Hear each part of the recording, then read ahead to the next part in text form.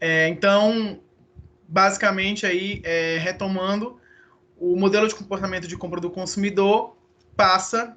Tá dizendo que meu áudio está baixo. Deixa eu ver se eu consigo melhorar aqui um pouquinho. Pronto, eu acho que agora deve melhorar alguma coisinha. Vamos lá. Vamos retomando, então. Vou retomar aqui do que eu estava falando para que vocês consigam escutar melhor. A gente parou nesse processo da jornada do consumidor. Então, a gente viu que o comportamento de compra do consumidor individual, ou seja, consumidor pessoa, ele passa pelo reconhecimento de necessidades, busca de informações, avaliação de alternativas, decisão de compra e o comportamento pós-compra. Em todos esses estágios, a gente vai relacionar eles com o nosso desenvolvimento do evento. Então, o nosso pré-evento, o nosso evento e o nosso pós-evento. Esse pós-evento vai casar efetivamente aí com o comportamento pós-compra, onde o consumidor pode ter uma satisfação ou a insatisfação referente ao que foi comercializado para ele.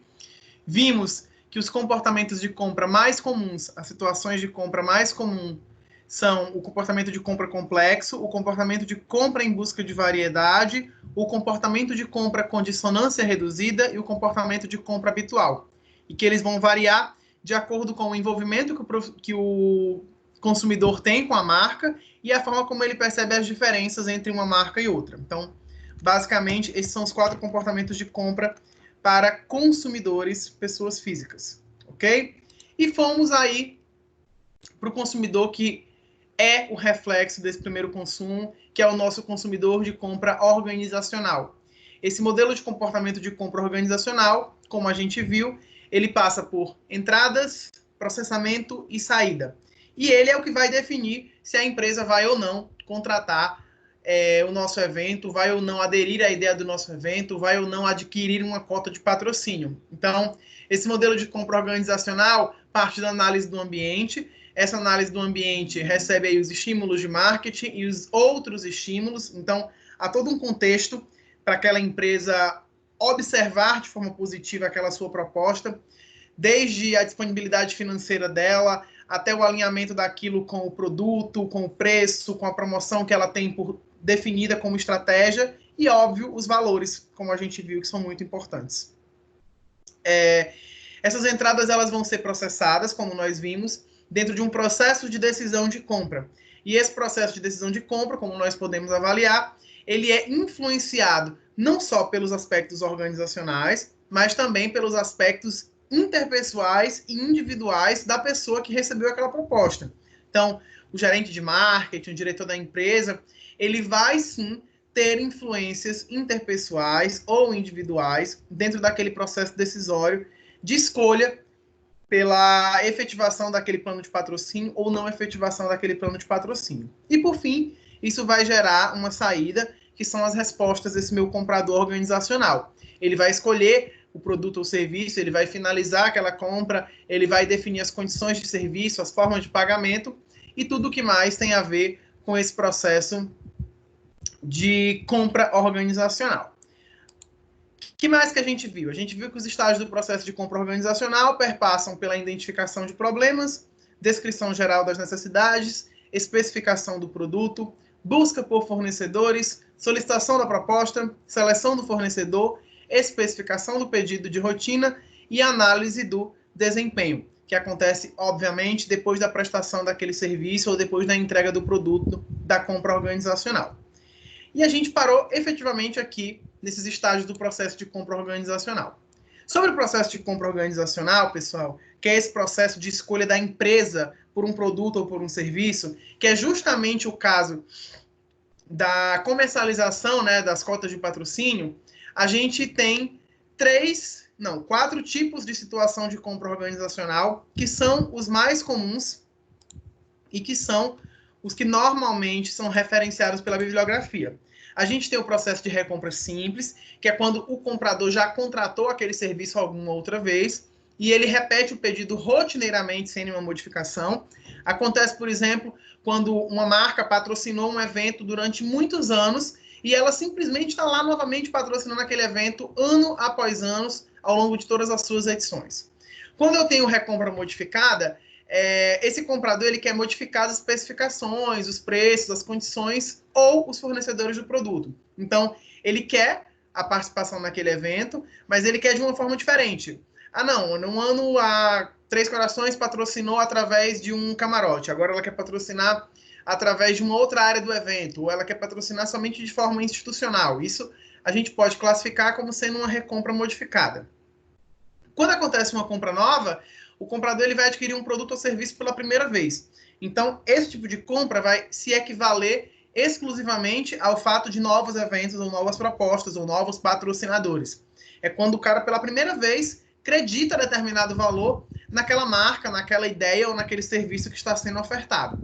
E a venda de sistemas ou venda de soluções refere-se à compra de um pacote de soluções de uma única empresa, evitando assim as decisões individuais envolvidas em uma situação de compra complexa.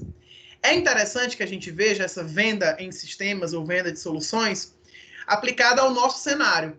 Quando é que a gente tem uma venda de soluções aplicada ao nosso cenário? Imaginem só vocês que a Arcs Eventos está organizando um congresso, certo? E esse congresso é um congresso de medicina. Ok, tudo bem. Ela conseguiu um patrocinador que é, sei lá, uma marca de cosmético, né? Uma marca de cosméticos médicos. MS, por exemplo, é uma fabricante de medicamentos. E aí, essa fabricante de medicamentos, ela vai patrocinar o evento.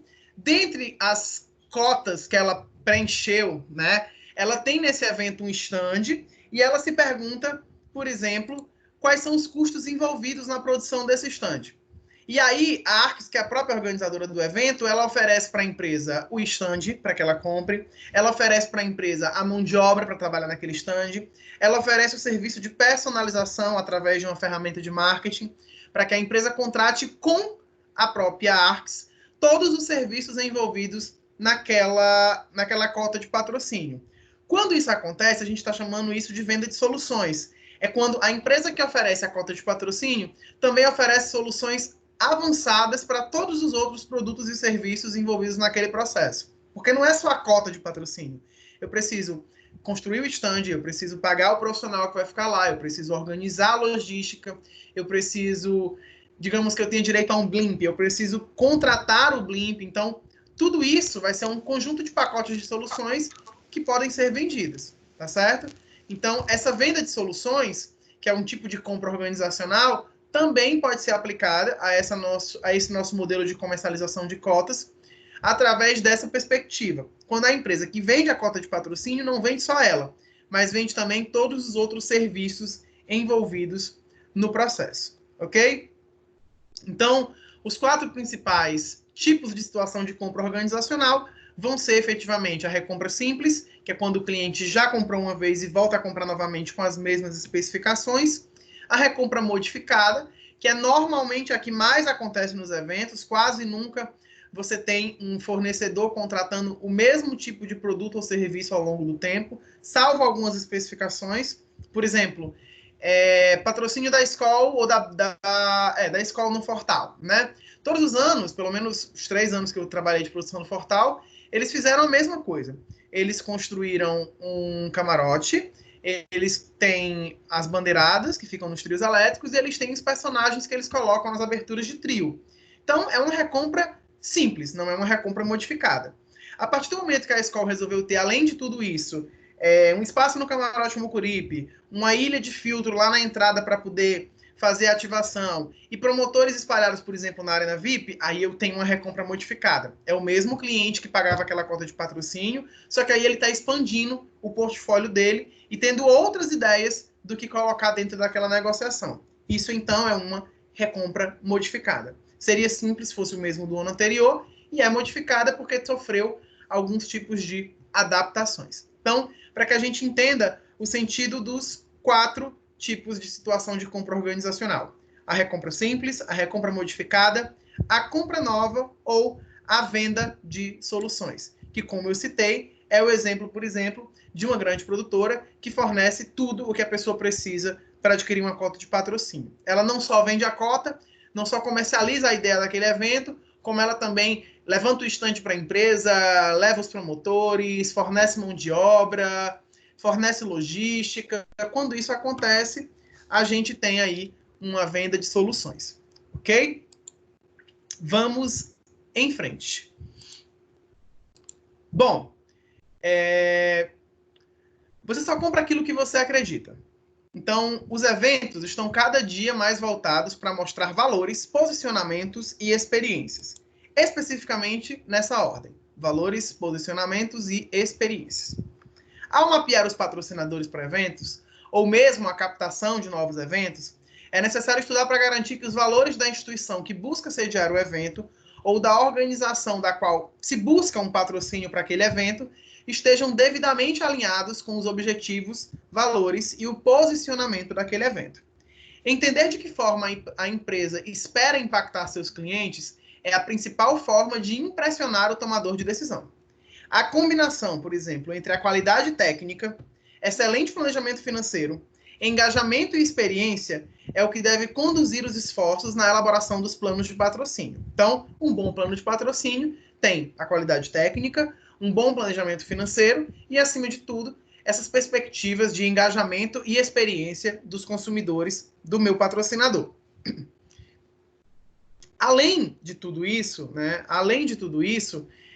o plano de patrocínio ele deve conduzir os esforços na elaboração para que cada dia mais a gente se distancie das velhas cotas e se aproxime do conceito de hiperpersonalização de serviço.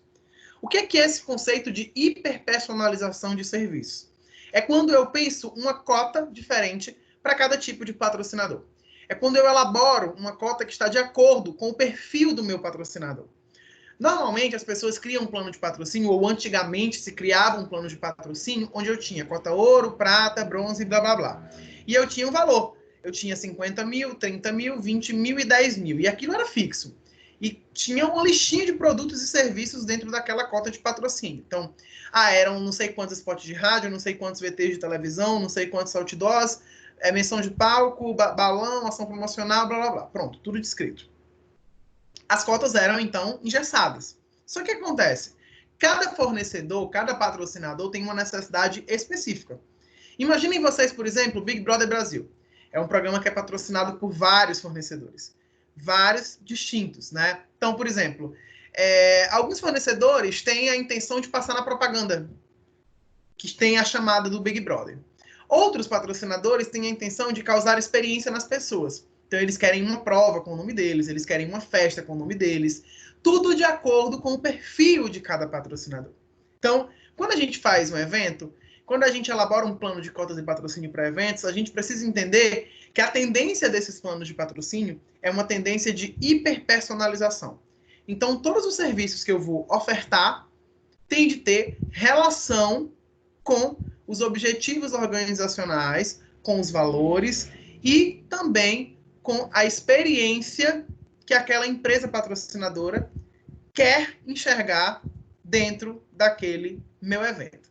Essa é a perspectiva de hipervalorização de serviços. Memorizem aí essa ideia de hipervalorização, porque a gente vai ver ela lá na frente. Bem, falamos sobre o processo de estágio do processo de compra organizacional, estágio do processo de compra individual, e a gente, dentro dos estágios do processo de compra organizacional, falou sobre uma compra nova, né? Essa compra nova, pessoal, ela passa por um processo diferenciado em relação à compra tradicional, que é aquela que a gente já fez, já confia, já conhece os dados, já teve algum retorno. A maioria das vezes que a gente vai vender uma cota de patrocínio, que a gente precisa ter mais força de comunicação, é justamente uma nova compra, ou um novo processo de compra. Esse processo de adoção de novas ideias, produtos ou marcas passa por uma sequência específica de fases. Ela começa com a conscientização, segue para o interesse, avança para a avaliação, para a experimentação e, por fim, para a adoção daquela ideia, daquele evento, daquele produto ou daquela marca. Como que isso funciona? No processo de conscientização, o meu consumidor, ou seja, a empresa que eu quero vender a ideia, ela toma consciência do produto, mas faltam as informações sobre ele. Então, é tipo assim, estou divulgando um evento na mídia, já vendendo ingresso e quero conseguir patrocinadores. A conscientização é essa etapa em que a minha empresa, o meu empresário, o gerente de marketing, o diretor da empresa, eles tomam consciência de que aquele produto existe. Então, o evento existe. Já ouvi falar. É isso. O segundo ponto é o interesse. O consumidor vai atrás de informações sobre o novo produto, que no nosso caso, se for um consumidor corporativo, ele vai perseguir informações sobre aquele evento que ele viu na TV. Aquilo gera curiosidade. Então ele vai começar a levantar informações. Quando acontece, quem organiza, como funciona, qual é a pegada do público, ok? Esse é o segundo estágio e a segunda etapa. Por fim, ele passa por um processo de avaliação. Então, o consumidor ele vai avaliar se vale a pena experimentar o novo produto. Basicamente, a empresa vai analisar se vale a pena investir naquele novo evento, naquela cota de patrocínio que está sendo proposta, ou mesmo naquela ideia que aquele evento comercializa. Se ele julgar que sim, que vale a pena experimentar aquele novo produto, ele parte para uma fase de experimentação. Essa fase de experimentação, nesta fase de experimentação, o consumidor ele utiliza um novo produto em pequena escala para avaliar melhor o seu valor. Essa experimentação é a fase mais complexa na percepção de vendas de cotas de patrocínio. Normalmente, os patrocinadores, em muitos eventos, não têm a possibilidade de desenvolver essa etapa. E por que eu digo que eles não têm a possibilidade de desenvolver essa etapa? Porque muitos eventos só acontecem especificamente na data em que ocorrem. Então, nesse fato, e nesse tipo de evento, o comprador organizacional perde a fase de experimentação, ou o cliente perde a fase de experimentação. Então, pode ser que você perca um patrocinador, ou que você perca um cliente simplesmente pela não existência da fase de experimentação. Depois da experimentação, vem a adoção, que é quando o consumidor decide fazer o total uso regular do produto. Então, é quando o consumidor decide realmente consumir aquele evento e repete aquele consumo, e quando a empresa decide patrocinar aquele evento e repete novamente aquela cota de patrocínio ao longo dos anos. Mas eu queria chamar a atenção de vocês aqui para a variável de experimentação, porque ela é muito importante. Por exemplo, professor, o que é uma experimentação para mim ser um patrocinador do Réveillon do Marina? É, por exemplo, ter a sua marca vinculada no stand de vendas lá no Marina, lá no Shopping Rio Mar, onde eles vendem os ingressos. Então lá, por exemplo, a patrocinadora do evento, que é a Brahma, pode ter uma geladeira e pode vender a cerveja e ver a forma como as pessoas começam a se relacionar com aquela marca? Claro, essa é a ideia da experimentação. Você pegou um pequeno protótipo daquele evento. Então, por exemplo, professor, tem o Fortal. Massa, o Fortal é massa. Onde que a marca experimenta o cliente? Especificamente, a marca experimenta o cliente na entrega de abadás. A entrega de abadás é a primeira experimentação entre a marca patrocinadora e o cliente, assim como é a primeira experimentação entre o cliente e o evento.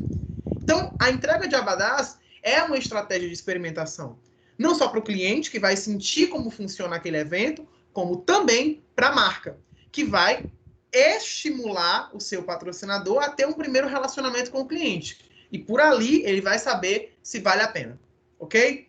Então, essa fase de experimentação para adoção de novos produtos, de novas marcas, é muito importante. Não é à toa que, por exemplo, quando a Cláudia lançou o Bloco Largadinho dentro do Fortal, ela fez um evento prévio, uma série de eventos prévios aqui em Fortaleza.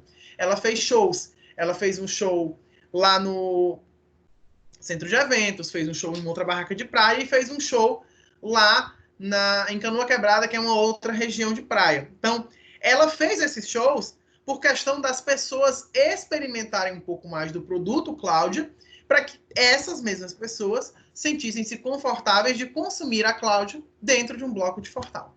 Tá certo?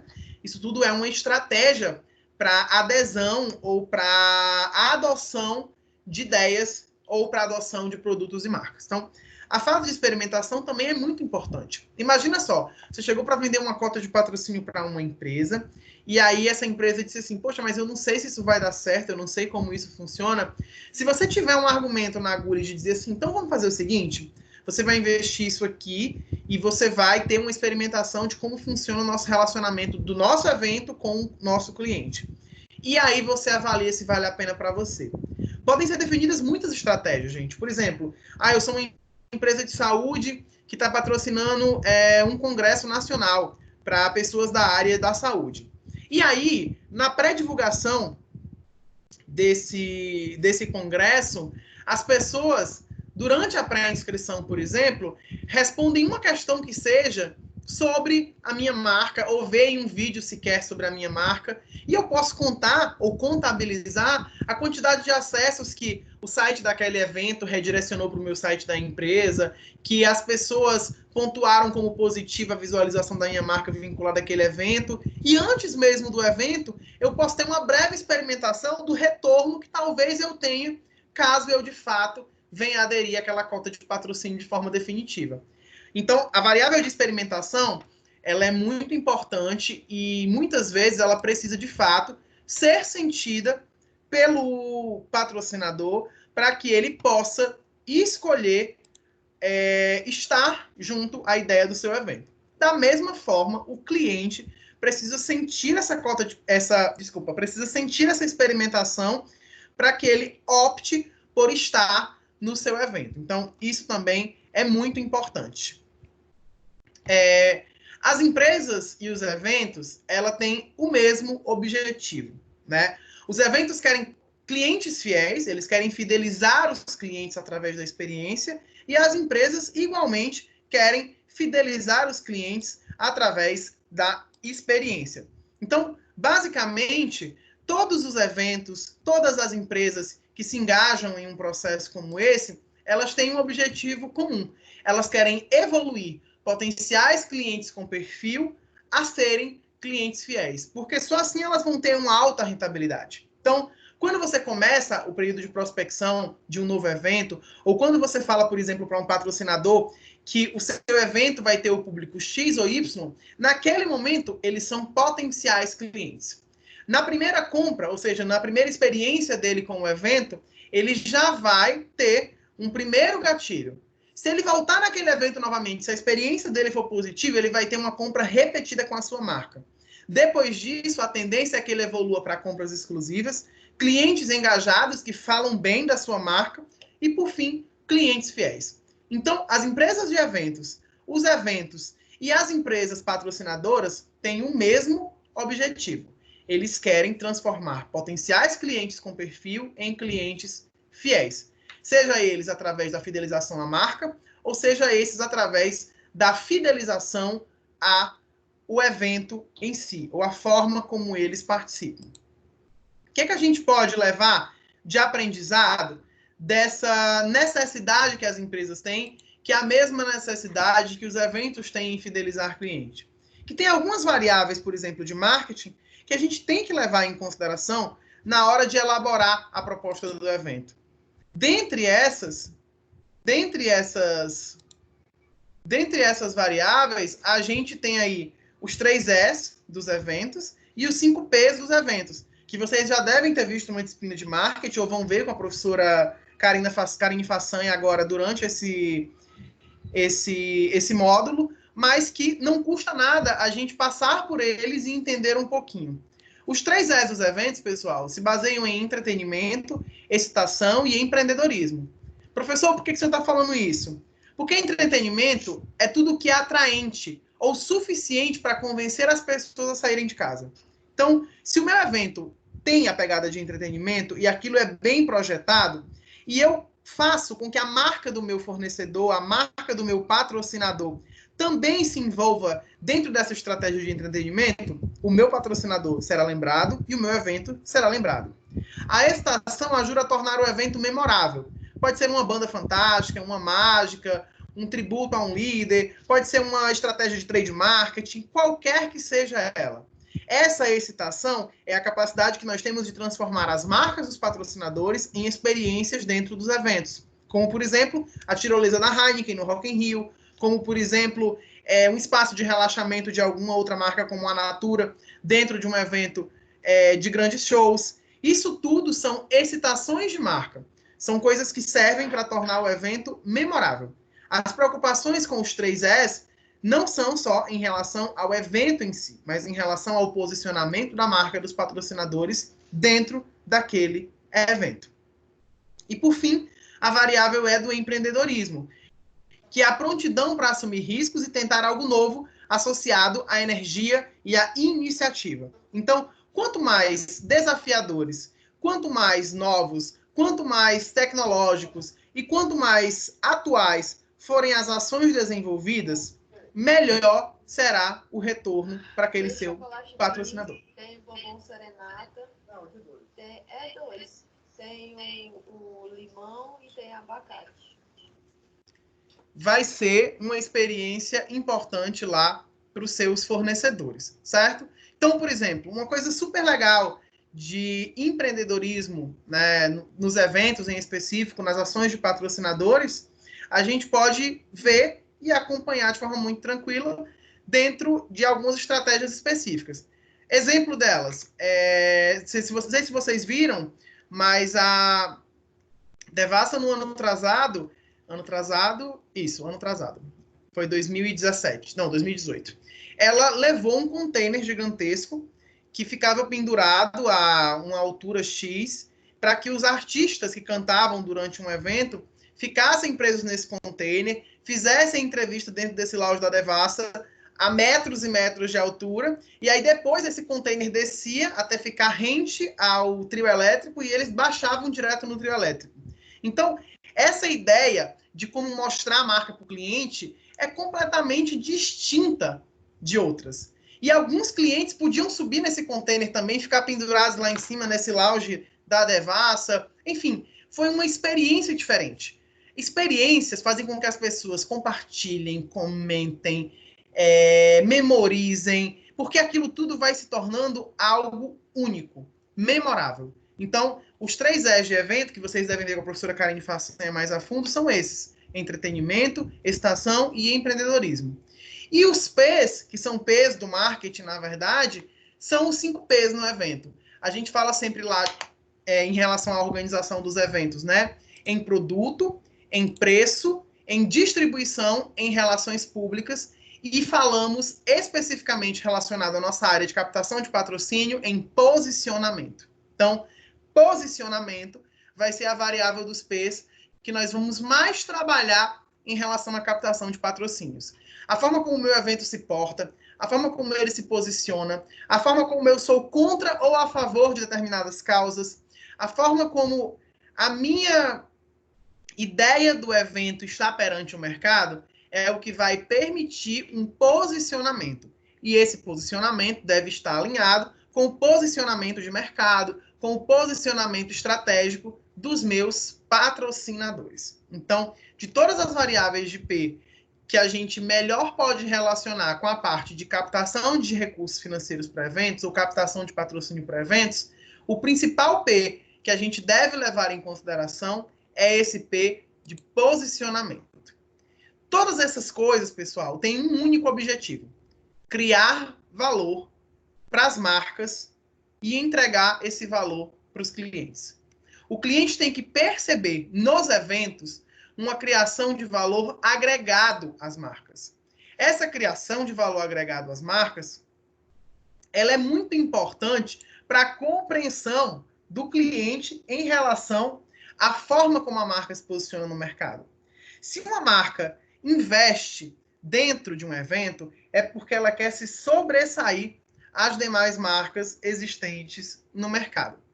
Dentre as estratégias que as empresas utilizam para esse processo de criação de valor, sempre se observa 3 variáveis únicas: a cultura, a estratégia e a gestão. A gestão pode criar valor para o cliente, ou seja, um serviço à prova de erros, custos a entender o cliente, é processo de gestão comercial, isso tudo é da empresa e cria valor para o cliente. A estratégia é justamente, a estratégia e a cultura, na verdade, são as 2 coisas que mais vão se relacionar dentro do processo de criação de valor com os eventos ou com o patrocínio e a participação de empresas nos eventos.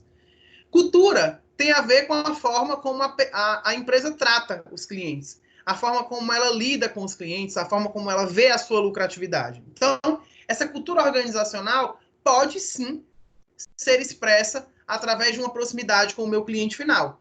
Então, quando eu crio uma ação de trade marketing, uma ação de aproximação com o meu cliente dentro de um evento, eu estou praticando uma estratégia de cultura e estou criando valor para o meu cliente final. Outra, valor percebido pelo cliente ou o modelo de negócio Isso é uma variável de estratégia que cria valor para o cliente. Então, o que é essa estratégia? O que é esse valor percebido pelo cliente? O cliente pode entender que aquele teu produto custa R$2, mas ele também pode entender que aquele produto custa 4 porque ele é melhor do que o produto concorrente. Então, a forma como você expressa aquele conteúdo, a forma como você o valoriza, certamente vai criar valor para aquela tua marca. Professor, como é que a gente pode fazer isso, por exemplo, dentro dos eventos? Olha só que legal. O que a Ecofor tem de interesse patrocinando um evento qualquer que seja? A Ecofor é uma marca de empresa de recolhimento de lixo. Por que a Ecofor quer patrocinar no evento? Ah, beleza, São João de Fortaleza foi patrocinado pela Ecofor. Ou então, não. O fim de ano de Fortaleza foi patrocinado aí pela Ecofor. Ótimo, é uma excelente patrocinadora. Mas, afinal de contas, qual é o interesse dessas empresas dentro desse processo de patrocínio para eventos? É simplesmente gente, gerar valor. Quando passa no jornal no dia seguinte que o Réveillon de Fortaleza deixou não sei quantas milhares ou milhões de toneladas de lixo, e quem passa recolhendo aquela marca, quem está lá fazendo aquele trabalho social é a Ecofor, a empresa fica lembrada na mente do consumidor. E sabe qual é o resultado disso? É aquela campanha de TV que vocês viram na televisão esses dias, que fala que, dentre as empresas prestadoras de serviço do Estado, uma das mais lembradas e mais queridas pelos fortalezenses e pelos cearenses, pela pontualidade, pela presteza e por outros aspectos, é a Ecofor.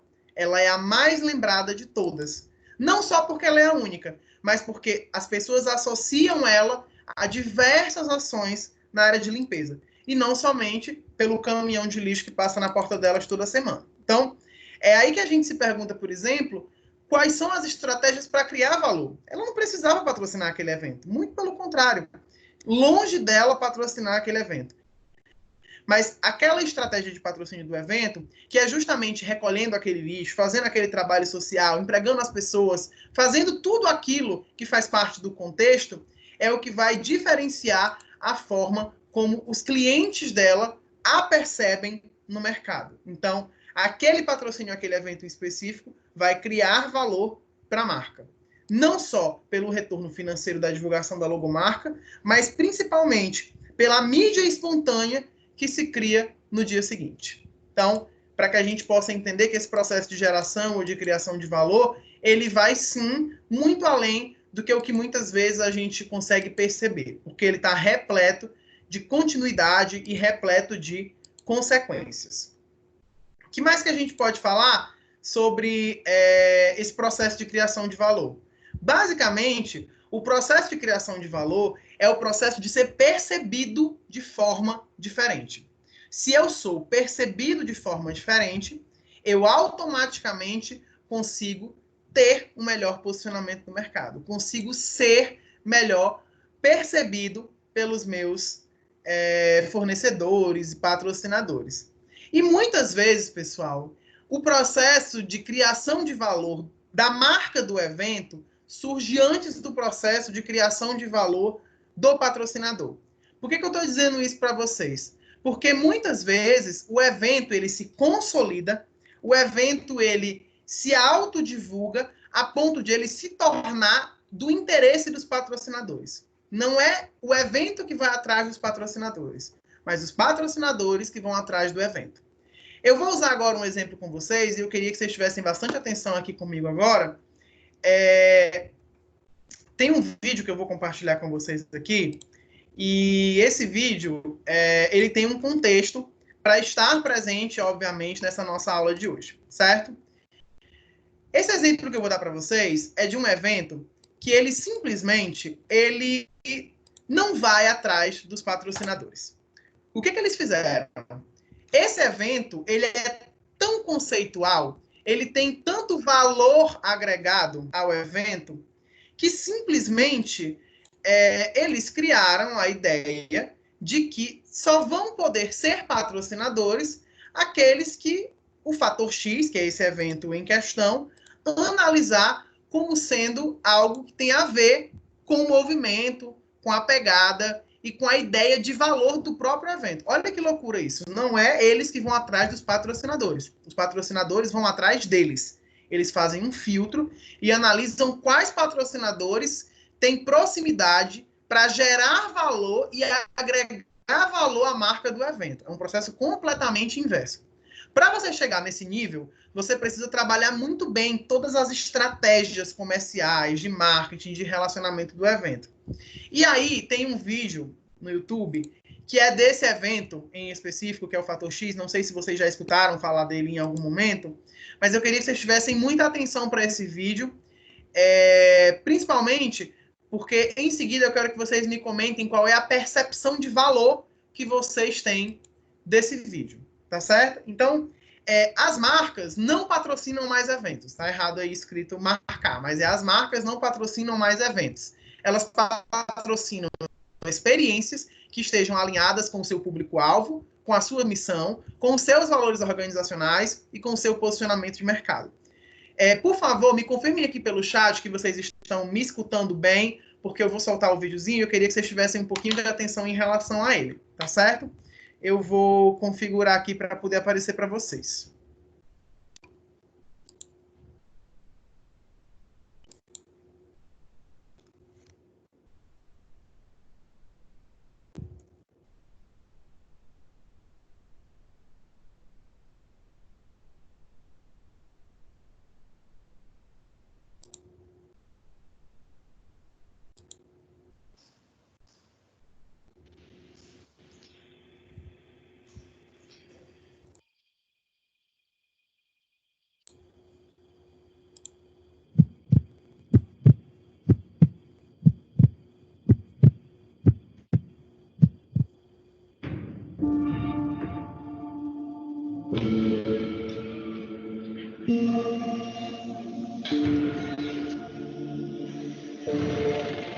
O meu fator X é ver o invisível. Não porque eu vejo tudo o que os outros não veem, mas porque a cada dia eu me esforço para ver mais do que eu via ontem. E eu acho que a gente só vai criar um mundo melhor, uma vida melhor, se primeiro a gente cria no plano invisível e depois a gente materializa. Pessoas que não têm a capacidade de ver isso ficam presas no plano visível. Ela olha para o lado e só consegue construir o que outra pessoa do lado fez.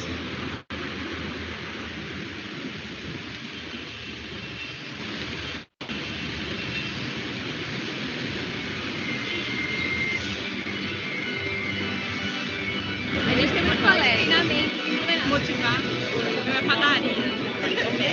Nem dormi direito. De Manaus. Quase sem dormir essa noite. Tem um centro automotivo. Brasília, sou profissional de marketing. Paraná. Rio de Janeiro. Ai, eu amo. E o evento a gente acredita que vai ser fantástico também. Quero sair daqui com muita dica, muita técnica, muito network.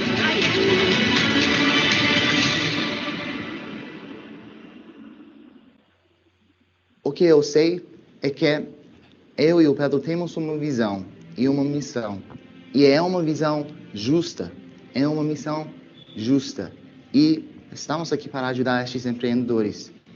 E eu recebi uma confirmação neste evento e também antes de fazer o evento. Eu fiz algumas orações anos atrás, quando eu decidi começar a trabalhar com o Pedro Superti. E eu recebi respostas dessas orações de que sim, isso é a nova missão para ajudar estes empresários no Brasil a chegarem no próximo nível. Com a ajuda deles, a gente lançou nas mídias sociais a ação de venda para atrair o cliente e a gente conseguiu um faturamento 12 vezes maior, ou seja, o faturamento de um ano todo a gente conseguiu em 20 dias. O Fator X faz um tsunami na vida da gente, um tsunami por dentro. E aí com o Fator X eu percebi que eu estava fazendo a mesma coisa que os outros e aí eu comecei a mudar tudo. Cara, eu comecei a fazer, mudou minha vida. Eu não estaria aqui hoje se eu não tivesse feito o Fator X. Eu tinha 4 novos clientes por mês. para atender no escritório. Eu atendo hoje, no mínimo, 5 clientes novos por semana. É um curso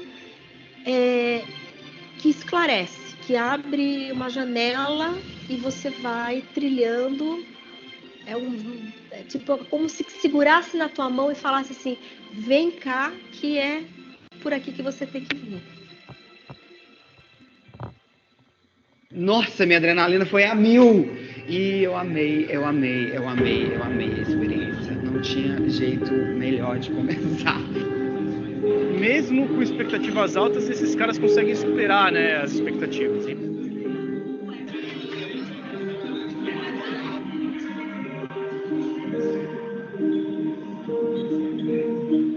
E de repente chega a Mirelle, nos busca, né? E a gente começa a subir umas escadas, meio que nos fundos do edifício, né? E tudo muito secreto, tudo super dark. E aí a gente sobe umas escadas e tá lá.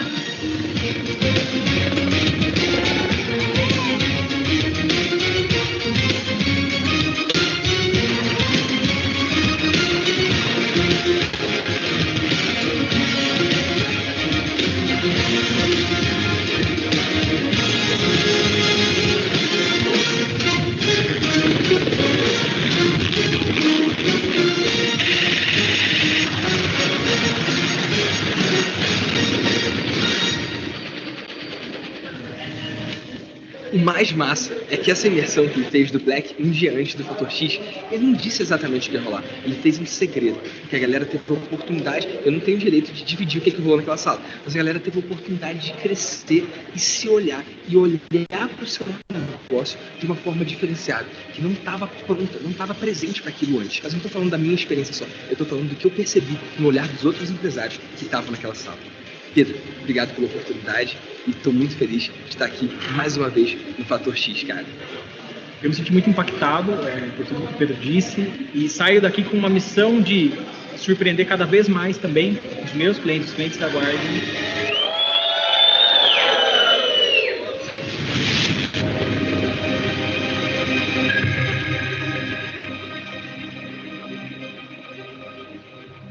Você que tem clientes que constantemente procuram você e só compram de você quando você baixa o seu preço, você não está sozinho.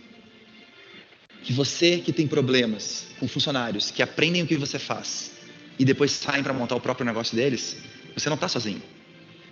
Você que trabalha mais do que qualquer pessoa que você conhece e no final do mês ganha menos que qualquer pessoa que você conhece, você não está sozinho. Olha em volta. Olha as pessoas que estão na tua volta. Elas têm os mesmos problemas, elas têm as mesmas dores. E elas podem ter soluções que você talvez ainda não tentou. Eu queria fazer todo mundo muito bem-vindo a essa experiência e a nossa família do Fator X nesses próximos 3 dias, para que nunca mais você se sinta sozinho. Muito obrigado, pessoal.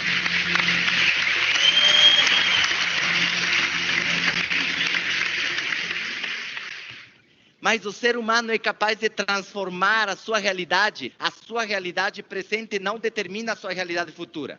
Eu achei que talvez eu tivesse que fechar por conta da crise e foi nessa hora que eu falei assim, bom, isso vai ter que funcionar para mim.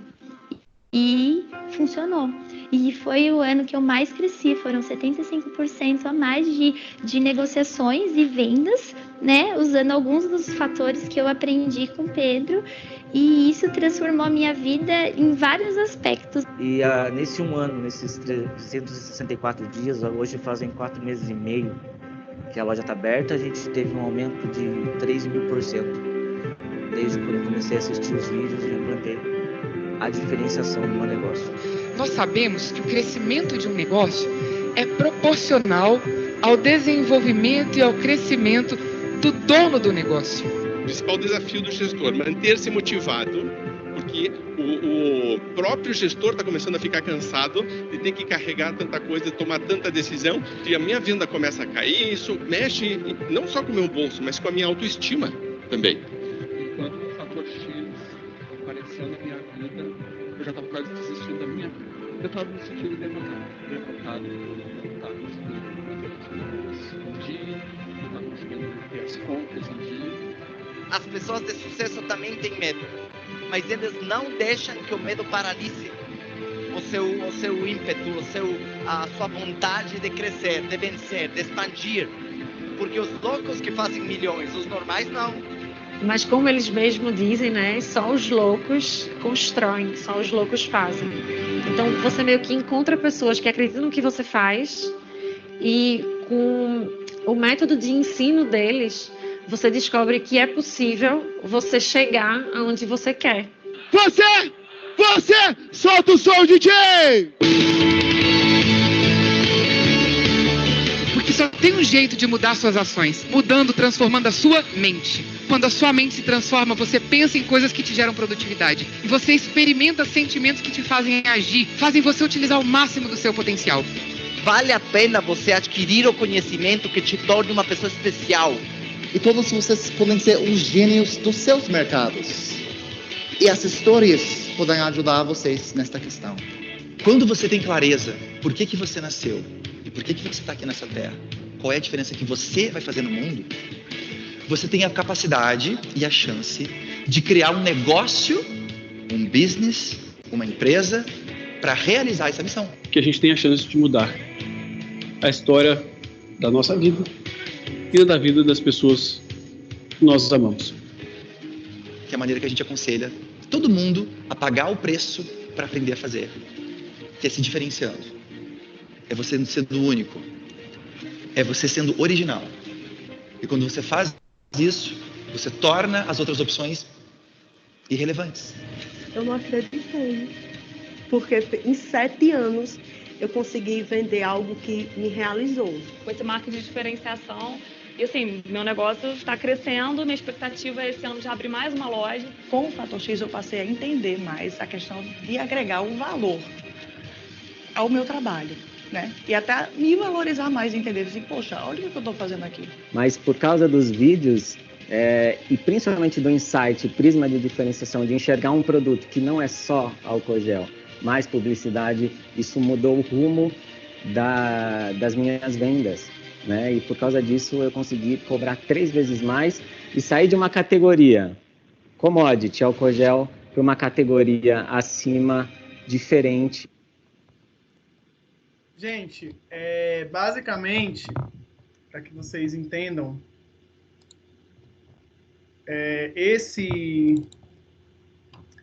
eu compartilhei com vocês, na verdade, esse vídeo porque, para mim, ele é um dos caras mais geniais e porque também esse é um dos eventos mais caros que a gente tem hoje na área de gestão no Brasil. Pra vocês terem uma ideia, é mais caro que Paulo Vieira com o método CIS, é mais caro do que Ebulição 3.0 que acontece em São Paulo. Esse é um dos eventos mais caros que a gente tem hoje no Brasil. As pessoas pagam, em média, para participar de um Fator X, um Fator Black, por exemplo, como esse aí que tem um evento prévio, que as pessoas andam de helicóptero um dia antes para poder ir para a reunião. Enfim, é uma super produção, é uma super experiência que as pessoas têm e as pessoas pagam 12 mil reais, mais ou menos, para participar de um evento desse com inscrição Black. Então, assim, é um carro popular de promoção, a inscrição de um evento que tem milhares de inscritos. Então, esse cara, o Pedro Supert, ele é uma referência nacional em diferenciação, em marketing de diferenciação, e ele fala muito sobre esse conceito que a gente acabou de conversar, que é valor agregado. Essa capacidade de fazer valor agregado, de tornar valor agregado, é o que vai nos diferenciar em relação aos demais eventos. E aí, por que eu fiz questão de mostrar esse evento do Fator X para vocês? Porque o Fator X, ao meu ver, é um evento incrível. É uma experiência única. Ele tem toda uma estratégia de marketing por trás dele, toda uma estratégia de comunicação. As pessoas criam uma expectativa. Os patrocinadores do Fator X não são divulgados de forma massiva antes do evento. Todas as estratégias de divulgação do Fator X são internas. Então, os patrocinadores, eles têm experiências com as pessoas, tem uma área que eles chamam dentro do Fator X, que chama-se área de gatilhos, que é como se fosse uma super praça de alimentação, onde tem os estandes dos patrocinadores com experiências, nunca com estandes de divulgação de marca, mas com experiências de inovação que esses patrocinadores possam levar para lá e que possam somar com o processo criativo que o evento induz às pessoas. Então, ao meu ver, esse evento é um modelo de referência de evento que se consolida por diferenciação e que as marcas conseguem enxergar nele um mercado bem mais amplo e um mercado bem mais vantajoso para se investir. Então, o objetivo, obviamente, que a gente tem quando a gente elabora um evento, quando a gente cria valor através de um evento, é fazer com que ele se consolide a ponto de ser o queridinho das marcas, o queridinho das empresas e o queridinho do consumidor.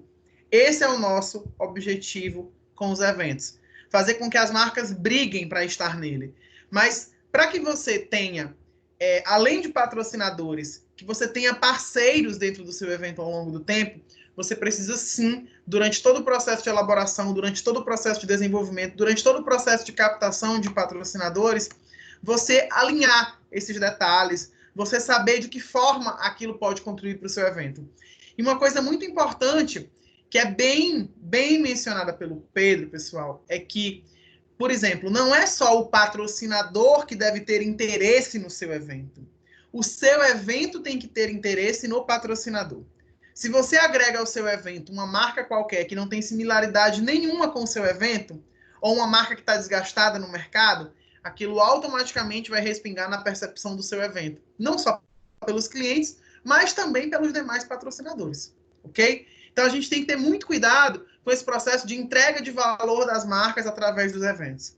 Ele é um fator de risco dentro da nossa operação de captação de patrocínio, ou até mesmo de elaboração de parcerias, ou outras perspectivas quaisquer que a gente tenha dentro desse mercado. Tá bem? Vamos evoluir agora para a última parte, né, dessa aula, que já vai falar especificamente sobre captação de recursos e patrocínio para eventos. Vai falar um pouquinho sobre o processo de captação, sobre as variáveis e sobre as nomenclaturas. E a gente evolui para ela, né, que é a parte de captação de recursos e patrocínio para eventos. O que a gente vai ver especificamente nessa parte? A gente vai entender um pouquinho sobre as nomenclaturas que são utilizadas, né? Quais são as nomenclaturas que a gente utiliza dentro de eventos, o que é um patrocinador institucional, o que é um patrocinador promocional, o que é um patrocínio híbrido, o que é um name right, todas as nomenclaturas que são típicas de eventos, a gente vai estudar dentro dessa etapa. E também a gente vai ver, obviamente, no próximo encontro, as etapas específicas de um plano de patrocínio, né? Como que a gente elabora o passo a passo, como que a gente atinge o consumidor, como que a gente defende uma ideia. Então, vamos lá, começando aí esse nosso assunto de hoje, da tarde, que é o captando recursos e patrocínio para eventos.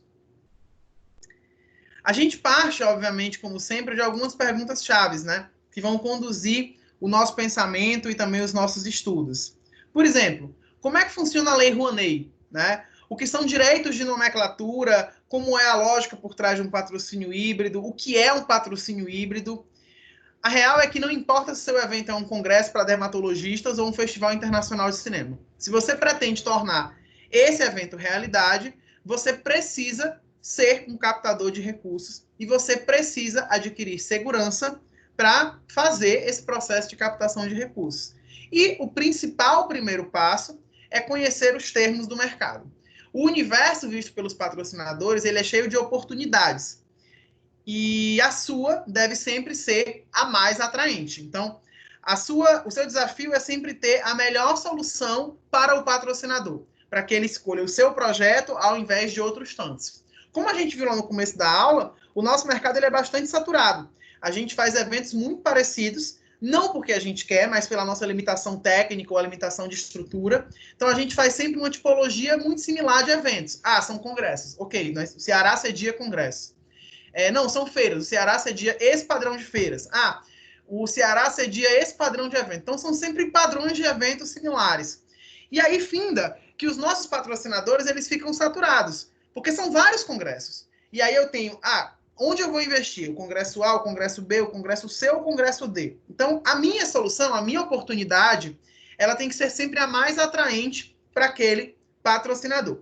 Então, você não pode nunca desperdiçar uma oportunidade de patrocínio por desconhecimento ou por despreparo. É muito importante que a gente conheça cada possível patrocinador, assim como conhecer bem o projeto que você vai levar para ele, para que isso tenha a melhor relação de custo-benefício e que isso possa gerar aí os investimentos e angariar os recursos necessários que você precisa para desenvolver um evento.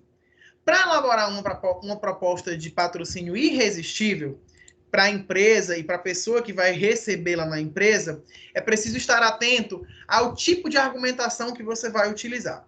Normalmente, uma empresa, quando ela tem a intenção de investir em um evento, ela o faz pensando nos 3 principais tipos de patrocínio disponíveis, que são o patrocínio institucional, o patrocínio promocional ou o patrocínio híbrido. É sempre bom conhecer bem as 3 modalidades e adaptar o discurso conforme a política de patrocínio da empresa que você vai abordar. Então, a gente vai estudar agora um pouquinho sobre esses 3 tipos de patrocínio, né? O institucional, o promocional e o híbrido. Começando, pessoal, pelo patrocínio institucional. O patrocínio institucional, ele é utilizado por instituições que buscam fortalecer a sua própria imagem ou a imagem da sua marca através da associação a um acontecimento ou a uma causa, seja ela cultural, social ou desportiva.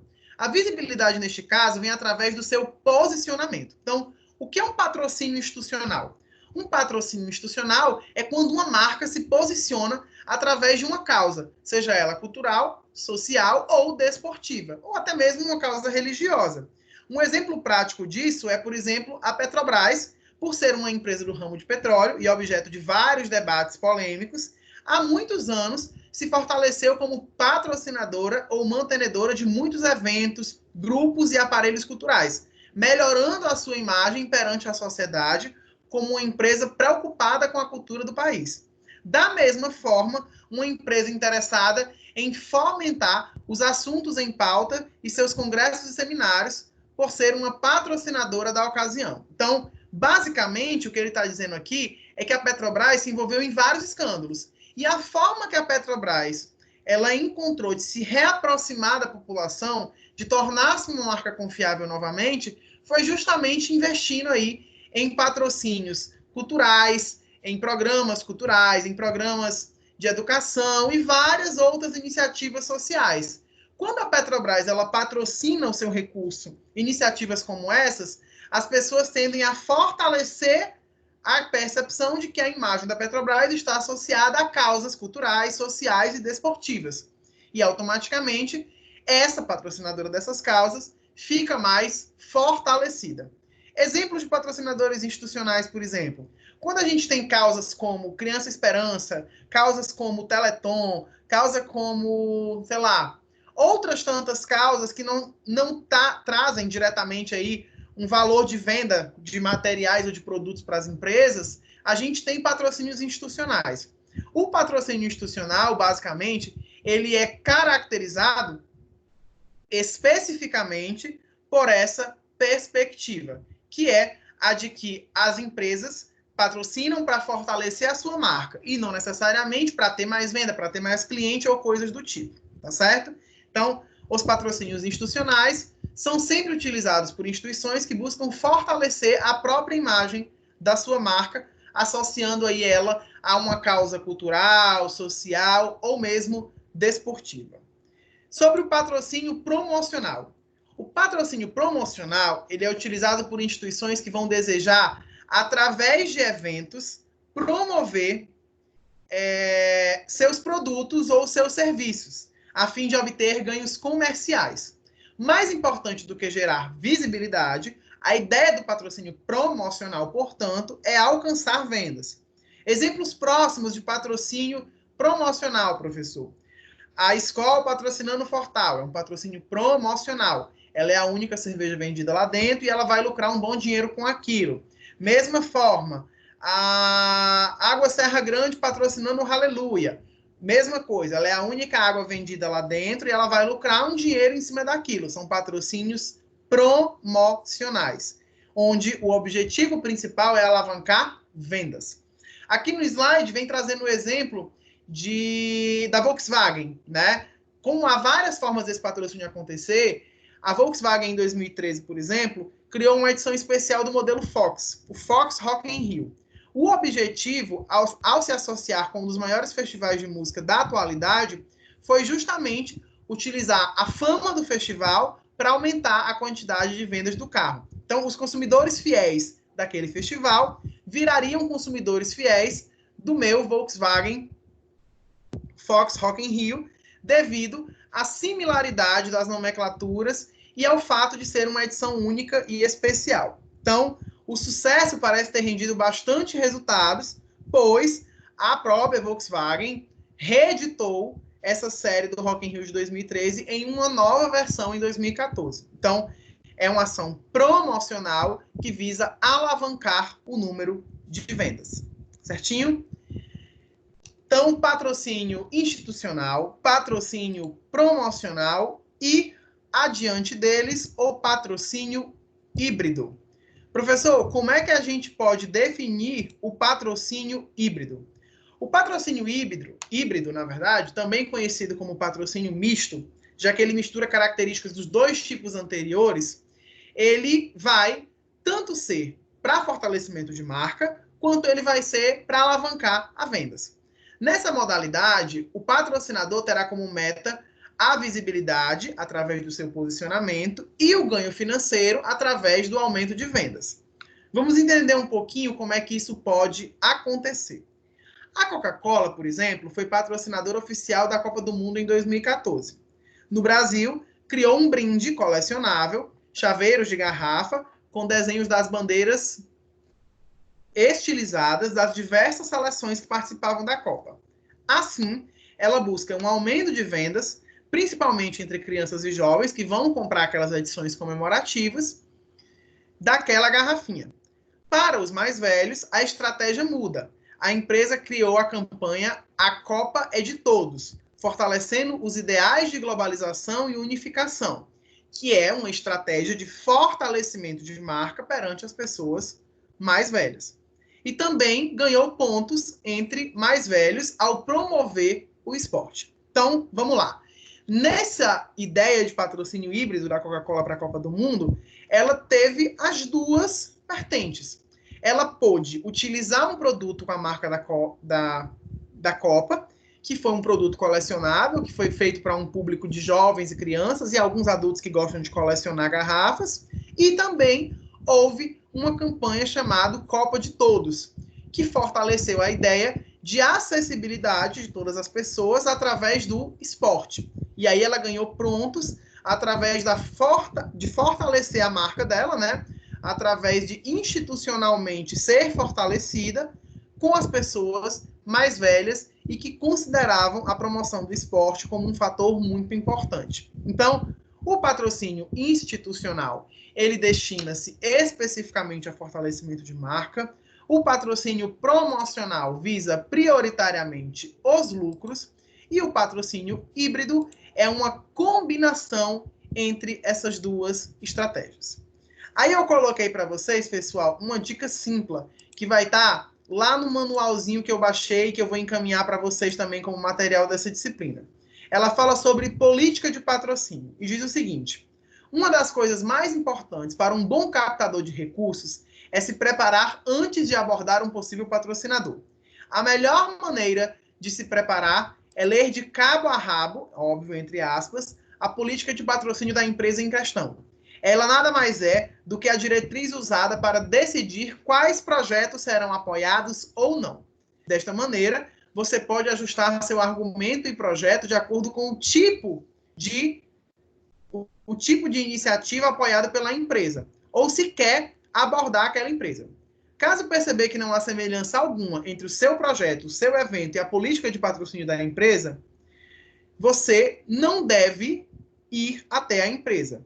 Porém, se você perceber que há semelhança entre aquele patrocínio e aquela empresa, você vai aumentar a possibilidade de ter aquele patrocínio e de aumentar a sua produtividade e muito. Então, basicamente, o que ele fala é que pode haver uma similaridade aí entre a política de patrocínio da empresa e o tipo de proposta que você está colocando. Por que eu quero comentar sobre essa dica simples? Por que eu coloquei ela aqui? Porque aqui a gente fala de política de patrocínio. Isso acontece em grandes empresas e em grandes patrocinadores. Porém, em pequenos patrocinadores, você não vai ter uma política de diretrizes de patrocínio ou de apoio. Então, como que você vai gerir esses pequenos patrocinadores?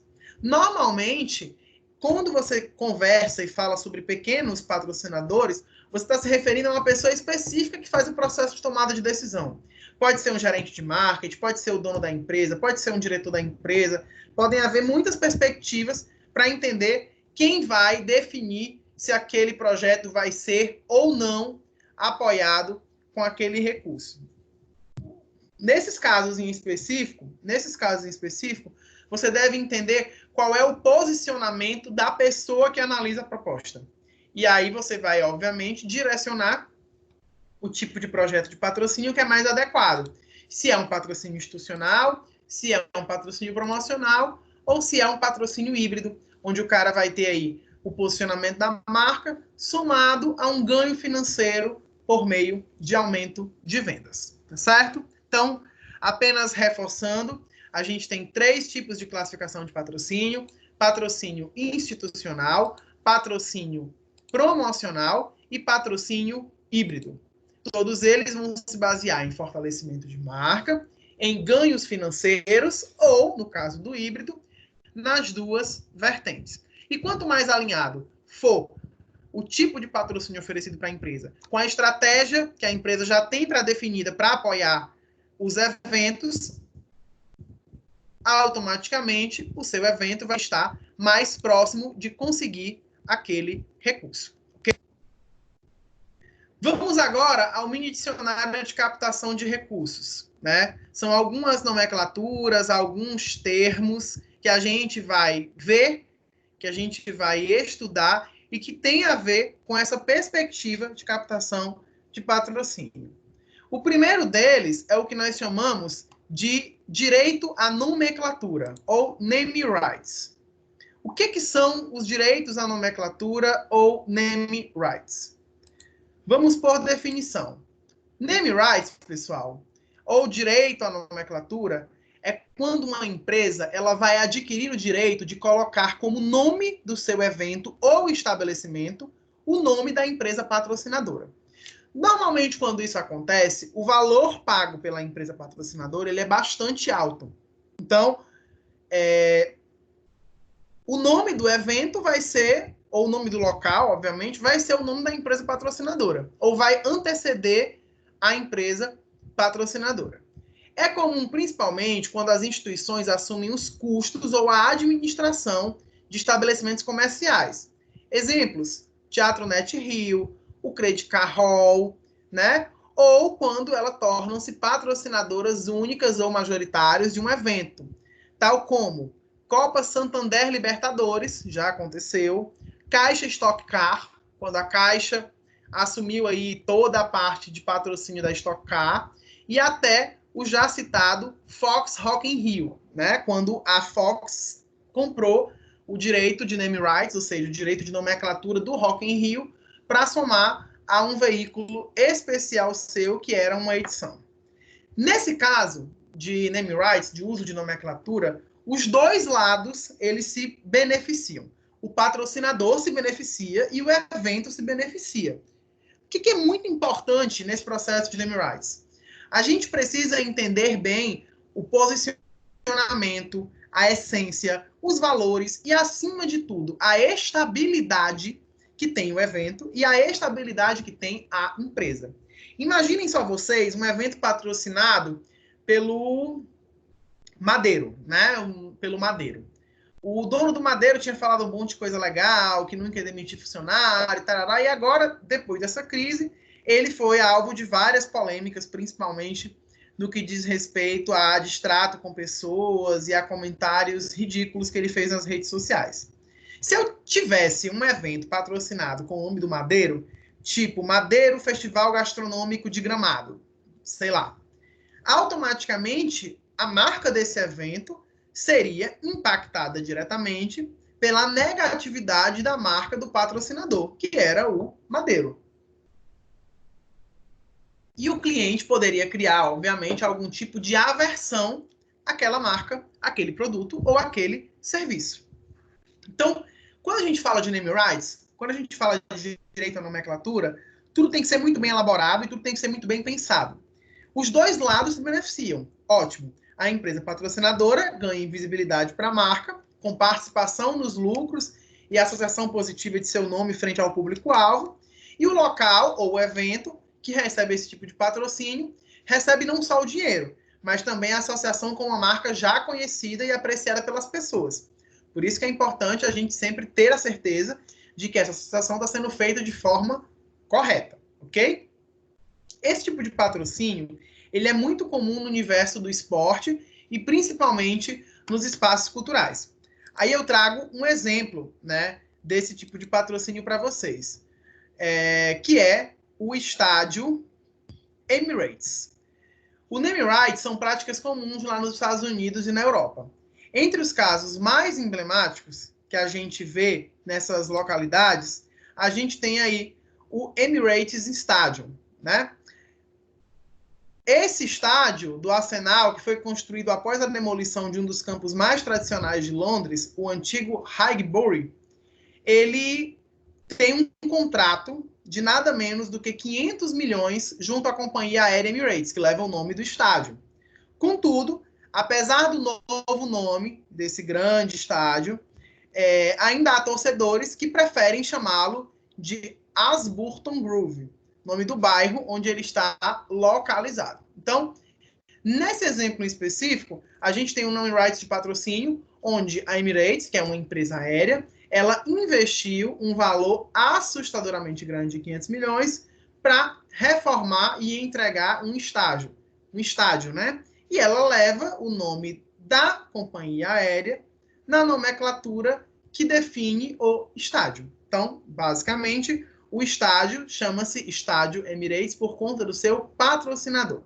A Emirates ganha porque está entregando um serviço de qualidade com o estádio, e o estádio ganha porque a Emirates é a companhia aérea mais conhecida dos Emirados Árabes Unidos e é uma das marcas mais lembradas do país. Então, nessa perspectiva, os name rights ganham igual, certo? Que mais?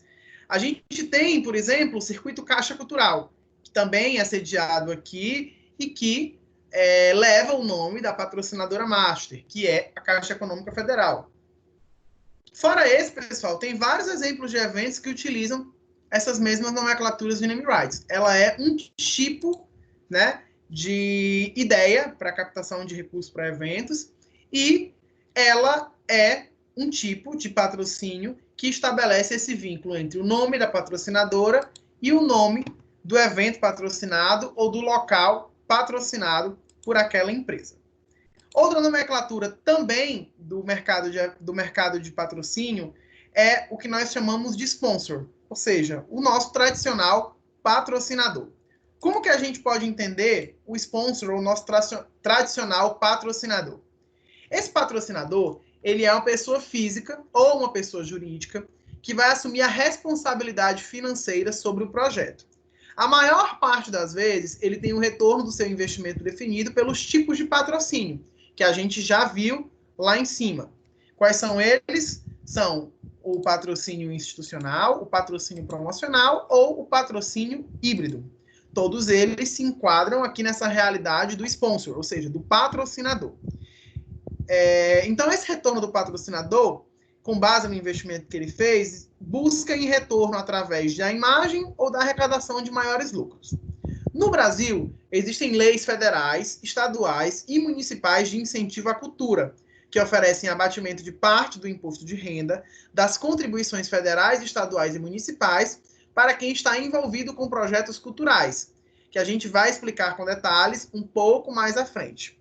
O nome patrocinador, pela definição, é dado à empresa que arca com 100% ou com parte majoritária da responsabilidade financeira de determinado projeto. Então, o patrocinador, por definição da bibliografia, ele é o cara que arca com o maior percentual do custo relacionado àquele evento. A gente tem uma ideia péssima de patrocinador, que o evento custa 100 mil. Aí o cara dá R$1.000 e a gente acha que ele é um patrocinador. Não, ele não é um patrocinador. O patrocinador, ele é o cara que vai arcar com a totalidade ou com uma grande percentual daquele evento. Tá certo? Exemplos aí de patrocinadores. A gente tem, por exemplo, os patrocinadores da Copa do Mundo FIFA, que é um estudo de caso legal para a gente fazer. Esse caso interessante da FIFA, pessoal, é que ela permite que os patrocinadores sejam vinculados de forma distintas. Então, eu tenho, por exemplo, os patrocinadores que são sócios da FIFA, que patrocinam a instituição que realiza os jogos. Eu tenho os patrocinadores da Copa Mundial da FIFA, ou seja, são os patrocinadores que estão patrocinando o evento como um todo, independente de onde ele aconteça, em qual país ele aconteça.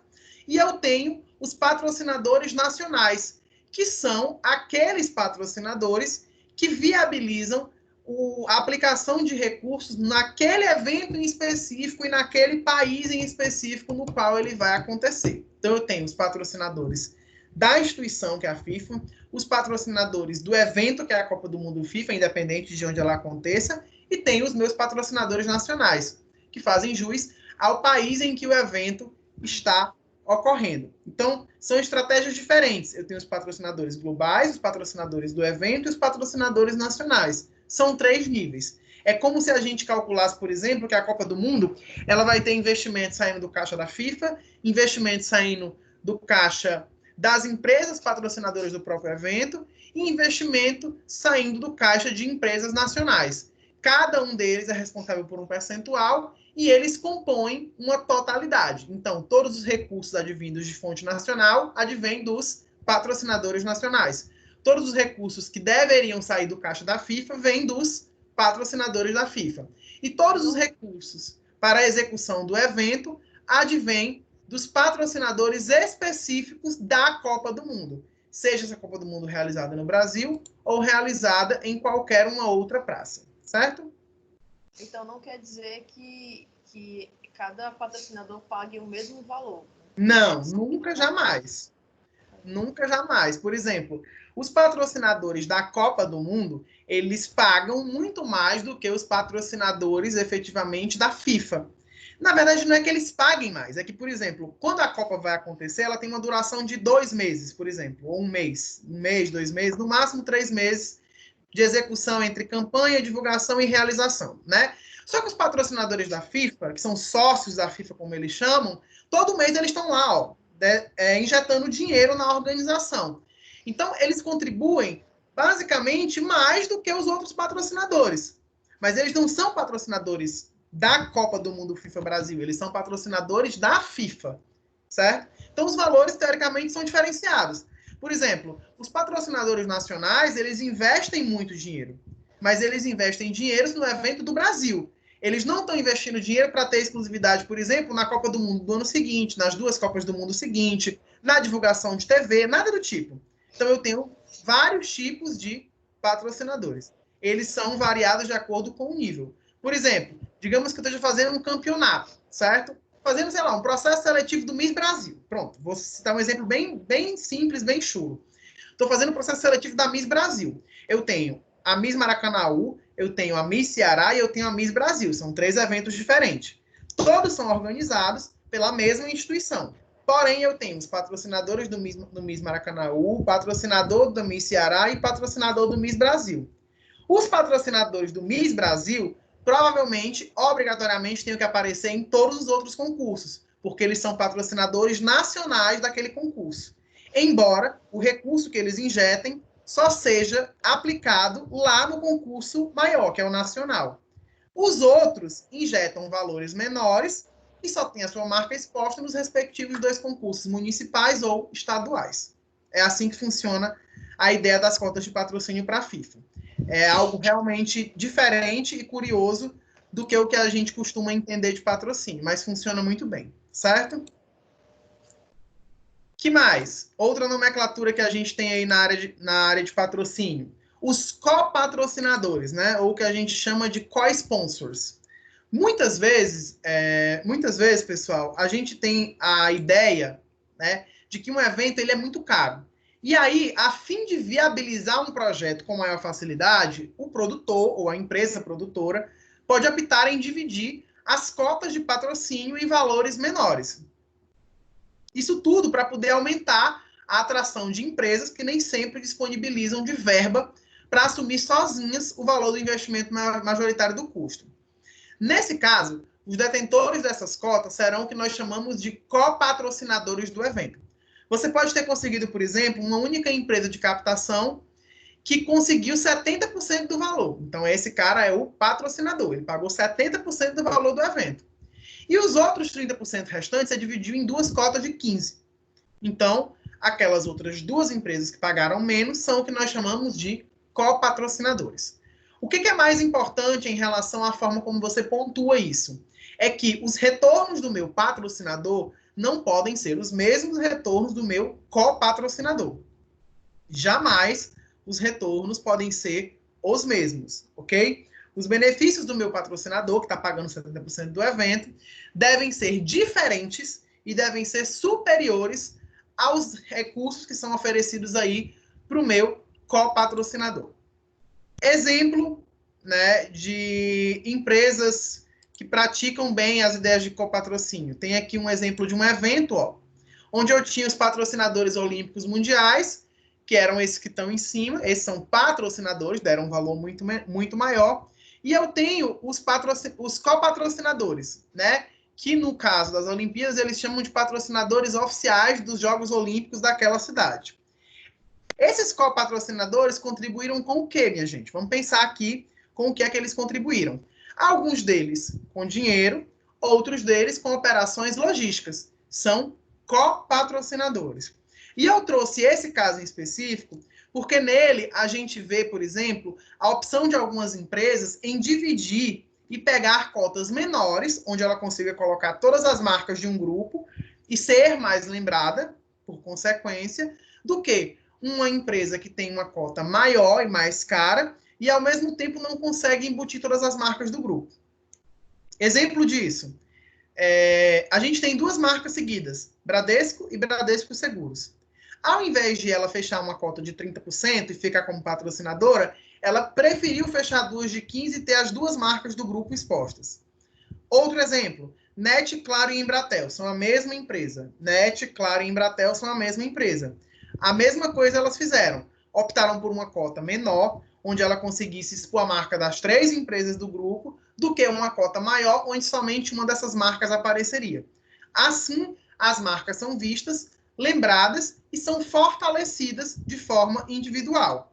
O que é bom, por exemplo, para um fornecedor ou para um copatrocinador que fecha essas cotas de patrocínio menores, né? Normalmente, os contratos de copatrocínio também dão direito ao uso de imagem do evento. Ou seja, eu posso fazer propaganda própria me utilizando da ferramenta daquele evento. Então, por exemplo, para uma empresa como NET, Claro e Embratel, ela fazer uma campanha para a NET, uma campanha para Claro e uma campanha para a Embratel, todas 3 falando das Olimpíadas, é muito mais cômodo do que, por exemplo, a Coca-Cola só poder fazer campanha da Coca sobre as Olimpíadas. E não poder fazer campanha, por exemplo, do Del Valle, do Sprite ou de outras marcas que também sejam do grupo. Então, é uma decisão estratégica de cada empresa optar por ser patrocinadora ou ser copatrocinadora. Isso vai variar de acordo com a disponibilidade e, obviamente, de acordo com o recurso que aquela empresa tem a destinar para aquela atividade. Falando aí agora de patrocínio de mídia, né? Ou apoio de mídia, ou o que nós chamamos de mídia sponsor. O apoio, pessoal, ele funciona como suporte para a realização do evento através do oferecimento de serviço ao invés de dinheiro.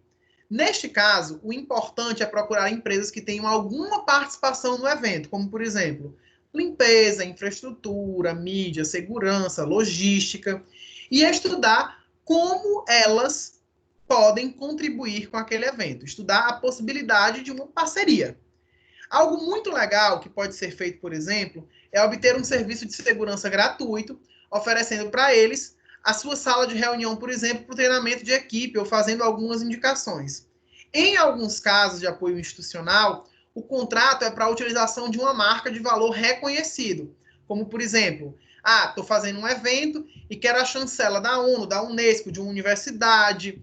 Elas todas são fortes exemplos de apoio, né? Que a gente utiliza como apoio nos eventos. Isso proporciona para o evento uma maior credibilidade perante os outros patrocinadores.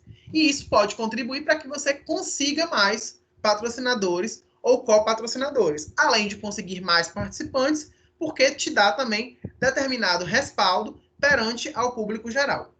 Esses apoios institucionais, muitas vezes, podem atrair outros patrocinadores que buscam ligar a sua marca a valores, instituições e eventos que têm algum tipo de prestígio consolidado. Apoio, né, que é uma outra nomenclatura. Apoio ou suporte. A grande maioria dos projetos conta com uma vistosa verba de mídia, né, que pode contribuir no item mais caro do orçamento, para atrair o público e ganhar ainda mais visibilidade. Vamos lá destrinchar aqui essa frase. Toda vida que eu faço planejamento de um evento, esse evento precisa ser divulgado, né? Esse evento pode ser divulgado de várias formas. Eu posso usar o elemídia do elevador, eu posso usar o outdoor, eu posso usar a campanha de TV, posso usar a campanha de rádio, posso usar várias. Ok. Tenho vários canais de comunicação. Esses canais, teoricamente, estão lançados na planilha de custo do evento. Eles não são gratuitos, eles são pagos. Por que eles são pagos, professor? Porque eu tenho o meu patrocinador master, que eu falei para ele que ele ia ter não sei quantas campanhas de TV. Então, eu tenho que pagar essa campanha de TV. Se eu não conseguir de graça, vai ser pago igual. Certo? Uma alternativa interessante para usar estes serviços é através da obtenção de patrocínio ou apoio de empresas de comunicação, tais como TV, rádio, internet, ou como revistas específicas que tenham relação com o perfil do evento para realizar aquela divulgação. O retorno para o organizador pode ser em chamadas, em promoções, em inserções de logo, em venda antecipada para cliente, em distribuição de brindes, em vários outros. Um exemplo simples. Vai ter um show X. O ingresso do show X está sendo vendido na loja tal. Ou, por exemplo, um exemplo aí de um evento que é mais comum, né? O Padre Reginaldo Manzotti, que acontece no aterro. Onde é que são vendidos os ingressos? Lá na Bet7. Por que é vendido na Bet7? Porque a Bet7 é patrocinadora do evento. Então, ela lucra quando a pessoa vai lá, compra uma camisinha, ela fabrica uma camisa personalizada, tem todo um retorno de mídia em cima disso. Mesma forma, parceiro, quem é o meu apoio? TV Jangadeiro. Por quê? Porque a TV Jangadeiro divulga, porque a TV Jangadeiro fortalece a participação das pessoas, porque ela arrasta a multidão para ir para lá. Quando eu tenho um evento muito divulgado, muito aderido, e a TV reforçando aquela mensagem, automaticamente os outros patrocinadores que contribuem efetivamente com o dinheiro vão ter interesse em investir naquele evento. É uma estratégia de cadeia. Então, eu tenho um apoio de mídia, a mídia me divulga e os outros patrocinadores vêm em cima querendo participar daquela iniciativa, porque entende que aquele evento tem bastante reconhecimento e bastante divulgação com o público. Lembrando, pessoal, que aqui também vale as considerações sobre patrocínio híbrido, né? Pode ser promocional ou institucional. O apoio ele pode ser promocional ou institucional. Às vezes as pessoas esquecem que a mídia também possui objetivos concretos com eventos. Então, às vezes, por exemplo, o patrocínio da mídia para um determinado evento não é um patrocínio desimpedido. Eu vou dar um exemplo para vocês aqui agora em seguida, que é o do Festeja, né? O Festeja começou como um evento que era apoiado, né, patrocinado, por assim dizer, porque era um apoio da Rede Globo. Hoje, o Festeja é uma marca vinculada à marca da Rede Globo de televisão, que virou um especial no Globoplay, que é o stream da Rede Globo. E a Rede Globo é detentora dos direitos de reprodução desse evento. Então, é um apoio que, na verdade, foi bom para o evento, porque gerou uma grande divulgação, gerou uma visibilidade, e outros patrocinadores, obviamente, quiseram aderir para entrar e patrocinar aquele evento, e também deu um retorno para o apoiador ou patrocinador, que era a Rede Globo. porque agora ela tem a detenção dos direitos autorais e aquilo virou conteúdo no seu canal de stream, que é o Globoplay. Tá certo? Então, basicamente, essa relação aí entre o processo de apoio de mídia. Então, a gente viu, dentro das nomenclaturas, o name rights, que é o direito ao uso do nome do evento, ou a personalização do nome do evento com determinada marca. A gente viu a ideia de sponsor, que é o nosso patrocinador, que pela nomenclatura deveria ser o cara que pagaria pelo menos aí 70% dos custos do evento. A gente viu a ideia do copatrocinador, que é um cara que contribui com um percentual menor. A gente viu a ideia do patrocínio ou apoio de mídia, que é quando a gente vincula uma marca que tem respaldo para gerar credibilidade no evento. E a gente viu o apoio ou suporte, que é quando, por exemplo, a gente tem algum tipo de apoiadora que tem como atrair público ou tem como viabilizar parte do nosso orçamento. Aí eu citei aí o exemplo das emissoras de TV, rádio e televisão, que podem contribuir com algum tipo de serviço e eximir um custo do meu orçamento. E aí a gente tem outra dica simples, que também é do manual, que eu vou compartilhar com vocês, que diz o seguinte: o próximo passo. Uma das coisas mais difíceis é decidir sobre o que priorizar. E aí a pessoa sempre se pergunta, por onde eu começo? É possível pensar diferentes estratégias para quais as empresas podem elaborar primeiro dentro desse processo. No geral, uma dica interessante é primeiro procurar patrocínios, parcerias ou apoios que te ajudam institucionalmente. Então, você primeiro procura os patrocínios ou apoios institucionais que vão fortalecer a marca do seu evento, para que depois você chegue às ajudas financeiras. Porque quando você vai para as ajudas financeiras, você já chega numa grande empresa dizendo que tal instituição reconhecida, tal instituto de pesquisa reconhecido, tal organização que já é reconhecida, está naquele projeto como parceira. Isso automaticamente vai melhorar a sua visibilidade e aumentar as suas chances de sucesso dentro de um processo de captação. Certinho? Dúvidas, pessoal, até aqui, sobre esses processos aí que a gente viu até agora, de definição de nomenclatura, de tipos de patrocínio, sobre geração de valor para o cliente.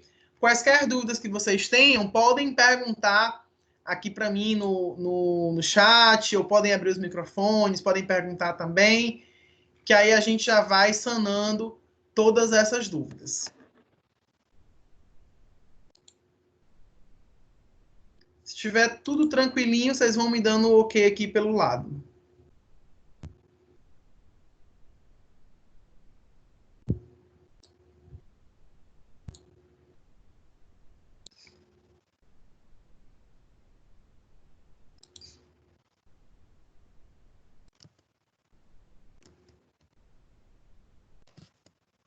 Vamos lá. Vamos para a parte final, então, dessa nossa aula de hoje, né? Eu falei para vocês que a gente ia concluir a aula de hoje mudando um pouquinho de assunto e entendendo que não vale a pena só a gente ter a melhor estratégia para a elaboração de um plano de patrocínio se a gente não souber como defender a ideia desse plano de patrocínio. Então, a gente vai falar um pouquinho sobre um assunto adverso, né? A gente vai falar um pouquinho sobre como usar gatilhos para convencer alguém sobre um processo de adesão. Dentro do processo de compra corporativo ou de compra organizacional que a gente viu lá atrás, a gente tem um fator de influência da pessoa que está analisando o processo sobre a perspectiva do projeto ser ou não aprovado dentro de uma empresa. Então, a gente viu que há uma influência da organização, uma influência dentro do processo de compra organizacional, dentro do processo de escolha se a empresa vai ou não aderir a um patrocínio. A gente viu que existe uma influência da individualidade da pessoa que está com aquele projeto, que está analisando aquela ideia. Então, basicamente, os patrocínios eles são efetivados por empresas, porém, eles permanecem sendo analisados por pessoa. Além de uma boa apresentação, o seu projeto deve ter uma excelente apresentação. E o que a gente vai falar agora é basicamente sobre os argumentos para você utilizar durante a apresentação do seu projeto. Durante a apresentação do seu projeto. Vamos lá estudar um pouquinho mais sobre esses fatores que levam o meu cliente a dizer sim.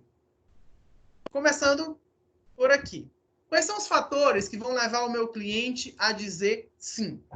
Por que nós acreditamos que um produto caro é um produto bom? Essas são algumas coisas que a gente normalmente pensa naturalmente e sem muitos esforços. Por que o mesmo pedido, feito de forma diferente, pode ter resultados diferentes? Então, por que uma apresentação, por exemplo, de uma cota de patrocínio, feita por duas pessoas diferentes, podem ter sims ou não, né? Pode ter um sim ou um não de forma muito distinta. O resultado, ele pode sim ser diferente dentro de uma perspectiva ou dentro de outra perspectiva de apresentação. A gente também pode se perguntar por que a gente dá mais valor às coisas quando nós achamos que vamos perdê-las. Todas as respostas, pessoal, para essas frases que vocês estão vendo, elas são especificamente gatilhos, que nós vamos aprender a tratá-los. Por exemplo, por que nós preferimos acreditar num grupo de pessoas que não conhecemos, ao invés de fazer as nossas próprias escolhas? O que nos leva a acreditar em um grupo de pessoas que não conhecemos, ao invés de fazer as nossas próprias escolhas? É o fato de que a gente, de alguma forma, é influenciável. Então, a gente normalmente está assim, fazendo 1 milhão de coisas ao mesmo tempo, dando atenção para várias coisas ao mesmo tempo, e quando a gente vai nas empresas para apresentar, por exemplo, um projeto de patrocínio para alguém, as pessoas estão efetivamente assim, fazendo centenas e zilhões de coisas ao mesmo tempo, tem outros tantos projetos para elas analisarem, e elas simplesmente podem olhar para você e dizer não. E você não vai ter todo o tempo do mundo para explicar a razão pela qual você pensou no projeto, como você idealizou o projeto, e todo aquele histórico que vai demorar 2 horas e meia de apresentação. Especificamente porque nas empresas as pessoas estão efetivamente igual essa charge do Bob Esponja. Elas estão fazendo tudo ao mesmo tempo e elas não têm tempo para escutar toda aquela sua ideia do projeto de patrocínio que você desenvolveu. E se você deixar com elas para que elas leiam e for muito longo, aí é que elas não vão ler nunca. O que acontece, pessoal, é que o ser humano ele pode ter a capacidade de influenciar outras pessoas. E isso não é mágica, isso é ciência. Existiu um psicólogo social chamado Robert Cialdini, que ele dedicou mais de 30 anos da sua vida para estudar o poder do que ele chamou de persuasão, que é justamente o que nós precisamos ter na apresentação de um projeto de patrocínio. O Robert Cialdini ele baseou seus estudos em técnicas de comunicação persuasiva e as desenvolveu.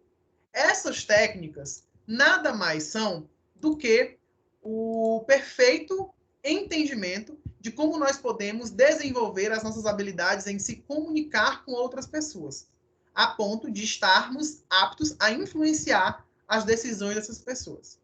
Nas pesquisas dele, o Cialdini identificou 6 princípios básicos que diferenciam as nossas decisões ou as nossas ações. Quais são esses 6 princípios básicos do Cialdini? Vou passar para vocês enxergarem cada um deles. O primeiro princípio básico do Cialdini é a regra da escassez.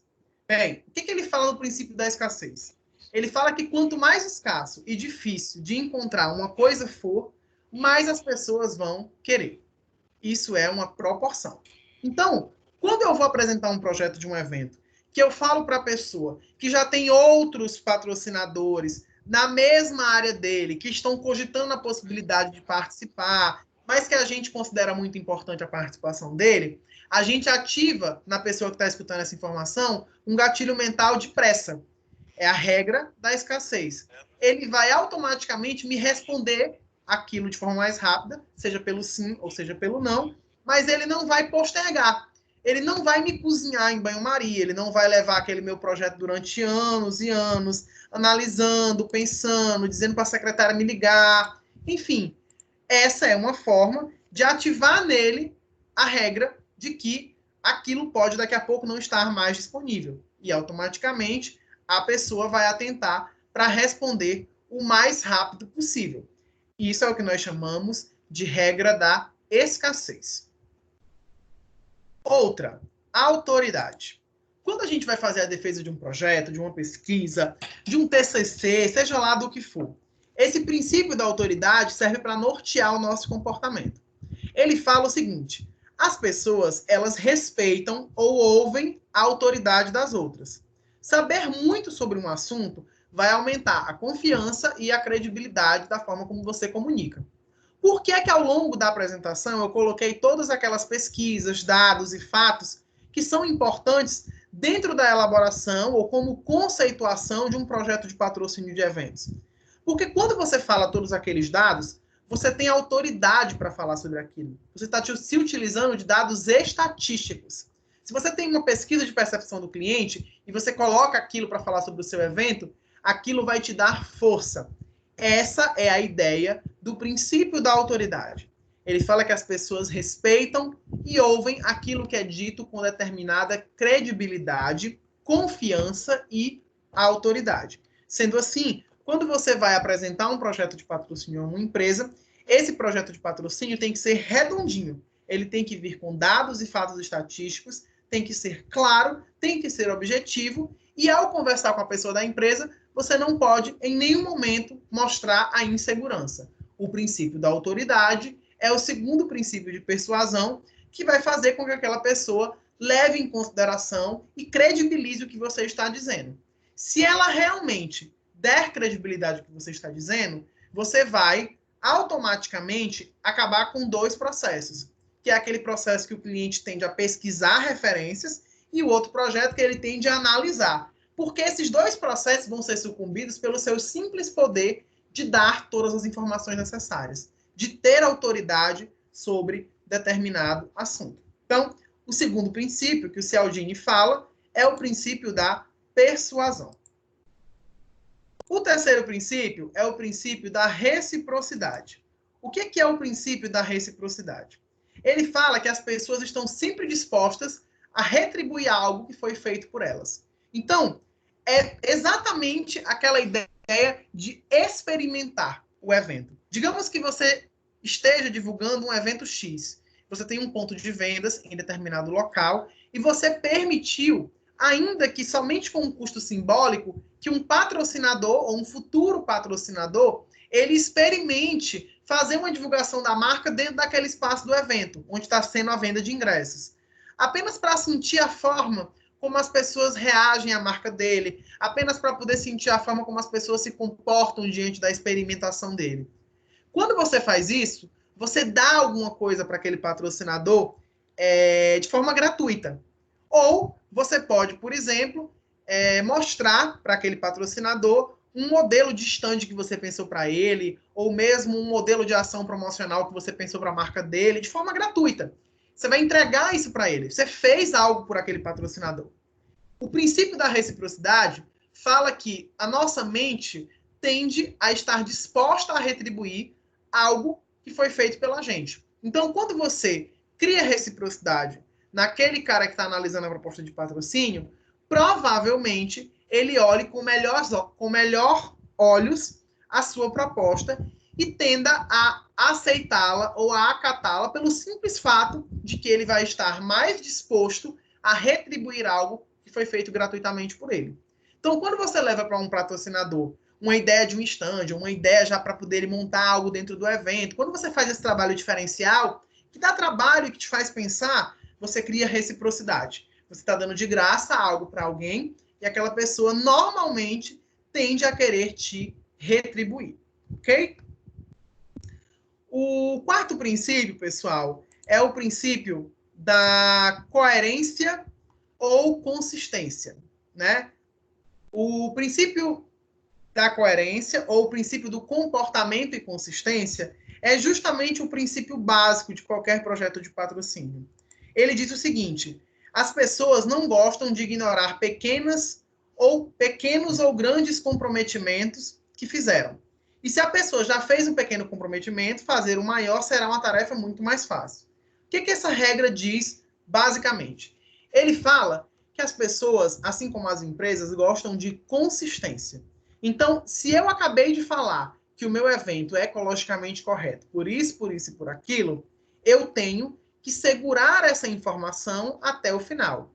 Se eu estou dizendo que a minha proposta para aquela pessoa é uma proposta que vai agregar valor social na marca dela, eu não posso, por trás disso, estar fazendo uma seleção para os funcionários desse evento, onde eu estou pagando uma merreca e onde estou sendo criticado pela mídia porque simplesmente estou pagando um valor que é considerado abusivo. Então, esse princípio do comprometimento e da consistência é essa essência de que os teus valores vão estar alinhados com os valores daquela empresa. Se ela perceber isso, você ativa nela o que nós chamamos de gatilho mental do comprometimento e da consistência. E isso vai permitir que a empresa não ignore o seu comprometimento com a marca dela. E que, ao mesmo tempo, ela se predisponha a também se comprometer com a marca do seu evento.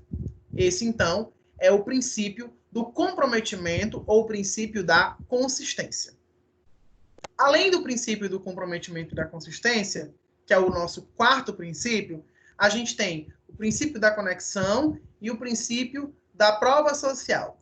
O princípio da conexão, ou que nós chamamos de contraste perceptivo, ele diz o seguinte: nós estamos mais propensos a dizer sim àqueles que nós simpatizamos ou àqueles que nós gostamos. Você tende sempre a gostar de alguém que é parecido com você. Você tem os mesmos gostos, a mesma origem e até os mesmos problemas ou os mesmos defeitos. Isso nós chamamos de princípio da conexão. Então, por exemplo, as nossas empresas de evento, os nossos organizadores de evento, não são empresas perfeitas. Elas são bastante falhas.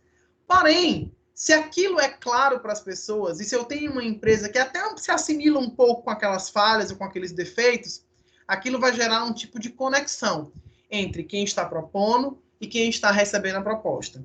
Da mesma forma, a avaliação de conexão pode ser feita de pessoa para pessoa. Eu estou aqui apresentando a minha proposta.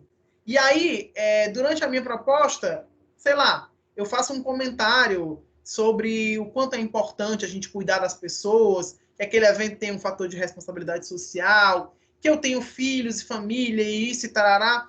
E, de repente, o cara que está analisando aquela proposta, o gerente de marketing, ele também tem filhos, valoriza muito a família. Eu criei com ele uma empatia, eu criei com ele uma conexão.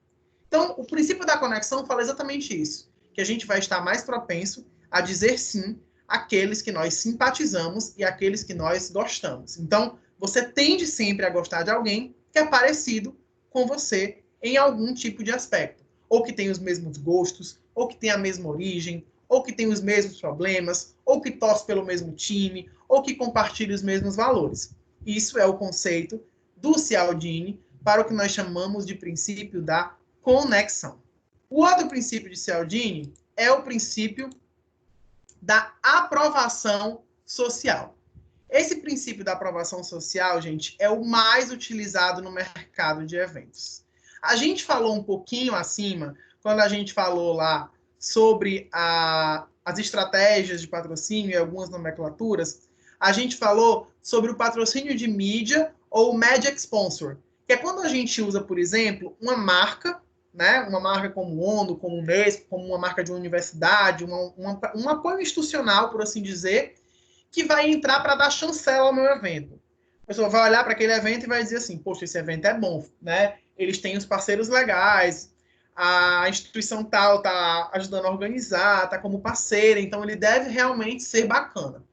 Essa ideia de mídia sponsor nada mais é, pessoal, do que a aplicabilidade dessa regra de aprovação social.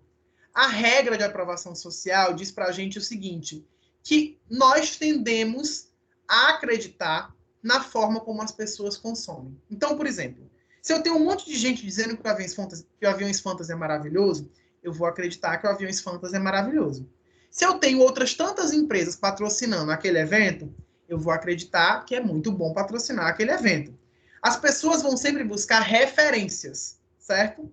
Por isso que, normalmente, quando a gente apresenta um plano de patrocínio, a primeira pergunta é, quem foi que já aderiu a essa ideia? Quem é que já está com vocês no evento? E essa pergunta deve ter respostas muito consideradas, para que a regra de aprovação social seja ativada no tomador da decisão, na pessoa que está analisando. Por mais que aquela pessoa não conheça o seu evento, por mais que seja a primeira vez que ela está patrocinando ele, se você tem um outro patrocinador que é do mesmo porte daquela empresa e que já confia no seu evento ou que já aderiu àquela ideia, ele vai se sentir mais confortável, a empresa vai se sentir mais confortável de ir lá e aplicar um recurso no seu evento. Essa regra é o que nós chamamos de regra de aprovação social. E ela vai servir dentro desse processo de convencer, né? De convencer a pessoa para a qual você está aplicando aquele projeto de patrocínio. Então, basicamente, as regras do Cialdini se resumem a essas 6 perspectivas. Princípio da escassez, princípio da autoridade, princípio da reciprocidade, princípio do comprometimento e consistência, princípio da conexão e o princípio da prova social. Todos eles aplicados de forma correta, podem contribuir para a forma como a pessoa que te recebe, né, a empresa que te recebe, percebe aquela tua proposta de patrocínio. Isso levando em consideração o que a gente viu lá em cima, de que o processo de compra organizacional também sofre influências interpessoais e individuais na hora do processo de decisão de compra. Então, além das influências organizacionais, o processo de decisão de compra organizacional sofre influências interpessoais e individuais do indivíduo que vai tomar aquela decisão. Quanto mais você conseguir criar regras para aquele indivíduo, seja de escassez, seja de autoridade, seja de empatia, seja de reciprocidade, seja de contraste receptivo ou de aprovação social, elas vão contribuir para que a percepção de valor daquele indivíduo sobre o seu evento seja fortalecida e para que você tenha mais probabilidade de conquistar aquele resultado. Bom, pessoal, basicamente, o nosso conteúdo de ementa para a aula de hoje é esse que eu discuti com vocês. O que eu quero compartilhar com vocês e que eu vou subir lá no portal agora de imediatamente, mas já vou mandar aí no chat para quem quiser baixar. Eu estou compartilhando com vocês agora aí no chat o que eu tinha prometido. O infográfico da Simpla sobre patrocínio, que tem um resuminho sobre os tipos de patrocínio. O raio-x do setor de eventos, que é da ABOC. Estou compartilhando também um tipo de projeto de patrocínio de um Congresso Nacional de Ciências da Saúde, que eu recomendo que vocês deem uma lida, deem uma olhada, até para conseguirem ter uma ideia de como esse plano funciona na prática, porque na próxima aula a gente vai enxergá-lo, né, novamente. A gente vai enxergá-lo novamente, vai destrinchar o passo a passo para a elaboração dele, e também vou compartilhar com vocês o relatório do Convention Bureau, certo? O relatório do Convention Bureau, que é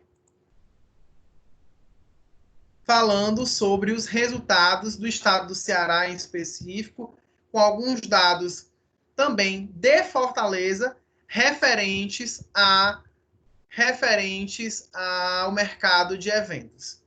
Guardem esses arquivos com vocês, porque esses arquivos são muito importantes para vocês fomentarem ideias. A forma como vocês percebem, ou daqui a pouco, quando precisarem defender um plano de patrocínio ou uma ideia de um evento, vocês podem utilizar esses dados como sendo referência para poder justificar a razão daquele evento, por que aquele evento tem que acontecer, como ele deve funcionar.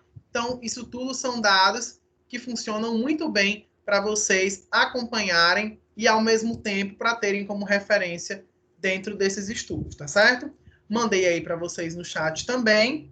E na nossa próxima aula, no nosso próximo encontro, a gente vai estudar um pouquinho sobre as etapas do plano de patrocínio. A gente vai estudar também sobre alguns outros aspectos, né, falando sobre a revisão de dados, a conferência de dados, de que forma que esse plano de patrocínio ele deve ser elaborado, ele deve contribuir o que tem de informação que consta nesse plano de patrocínio que a gente tem que gerar, e vai falar um pouquinho sobre 2 fontes específicas de captação de recursos, que é a nossa Lei Rouanet de Incentivo à Cultura e também uma lei estadual que existe para fomento da cultura, certo? E para os congressos e fóruns vai falar um pouquinho sobre a Lei de Apoio à Pesquisa Científica, né? Que são os editais através do CNPq, que são vinculados ao PAEP, que é o Programa de Apoio a Eventos no País, que é voltado para a área acadêmica, congressos e fóruns específicos de determinadas áreas. Então, basicamente, a gente volta no nosso próximo encontro, concluindo a disciplina com essas discussões. E mais uma vez falando para vocês, pessoal, a nossa avaliação vai ser na próxima aula, mais ou menos nesse horário, às 3 horas. A gente vai encerrar o conteúdo e eu vou liberar para vocês um link, que eu sei que é difícil para todo mundo, nem todo mundo tem computador. Vocês vão conseguir entrar no link, que é um formulário, preencher até mesmo pelo celular, digitar as respostas direitinho e a gente conseguir analisar o aprendizado de vocês ao longo dessa disciplina. Tá certo? Dúvidas sobre essa aula de hoje, sobre as colocações que foram feitas? Se vocês tiverem alguma dúvida, eu vou ficar, obviamente, à disposição de vocês. Quem quiser se sentir à vontade, pode falar comigo também lá pelo WhatsApp, pode conversar comigo diretamente, para poder a gente tirar essas dúvidas. Pode ficar bem à vontade, a gente está se adaptando aí a essa nova metodologia, a gente está distanciando algumas coisinhas de atividade, porque a gente sabe que não tem como fazer algumas atividades específicas práticas da forma como a gente está, né? Uma no computador, outra no celular, sempre fica muito dificultoso. Então, a gente está modernizando e tentando fazer a melhor forma possível, tá bom? Queria agradecer a todo mundo que esteve presente, a André, a Carol, a Jéssica, a Luana, a Marina. Muito obrigado pela presença de vocês, meninas. Eu espero ter contribuído, né, com o aprendizado de vocês. E a gente vai se encontrar novamente no dia 9 de maio.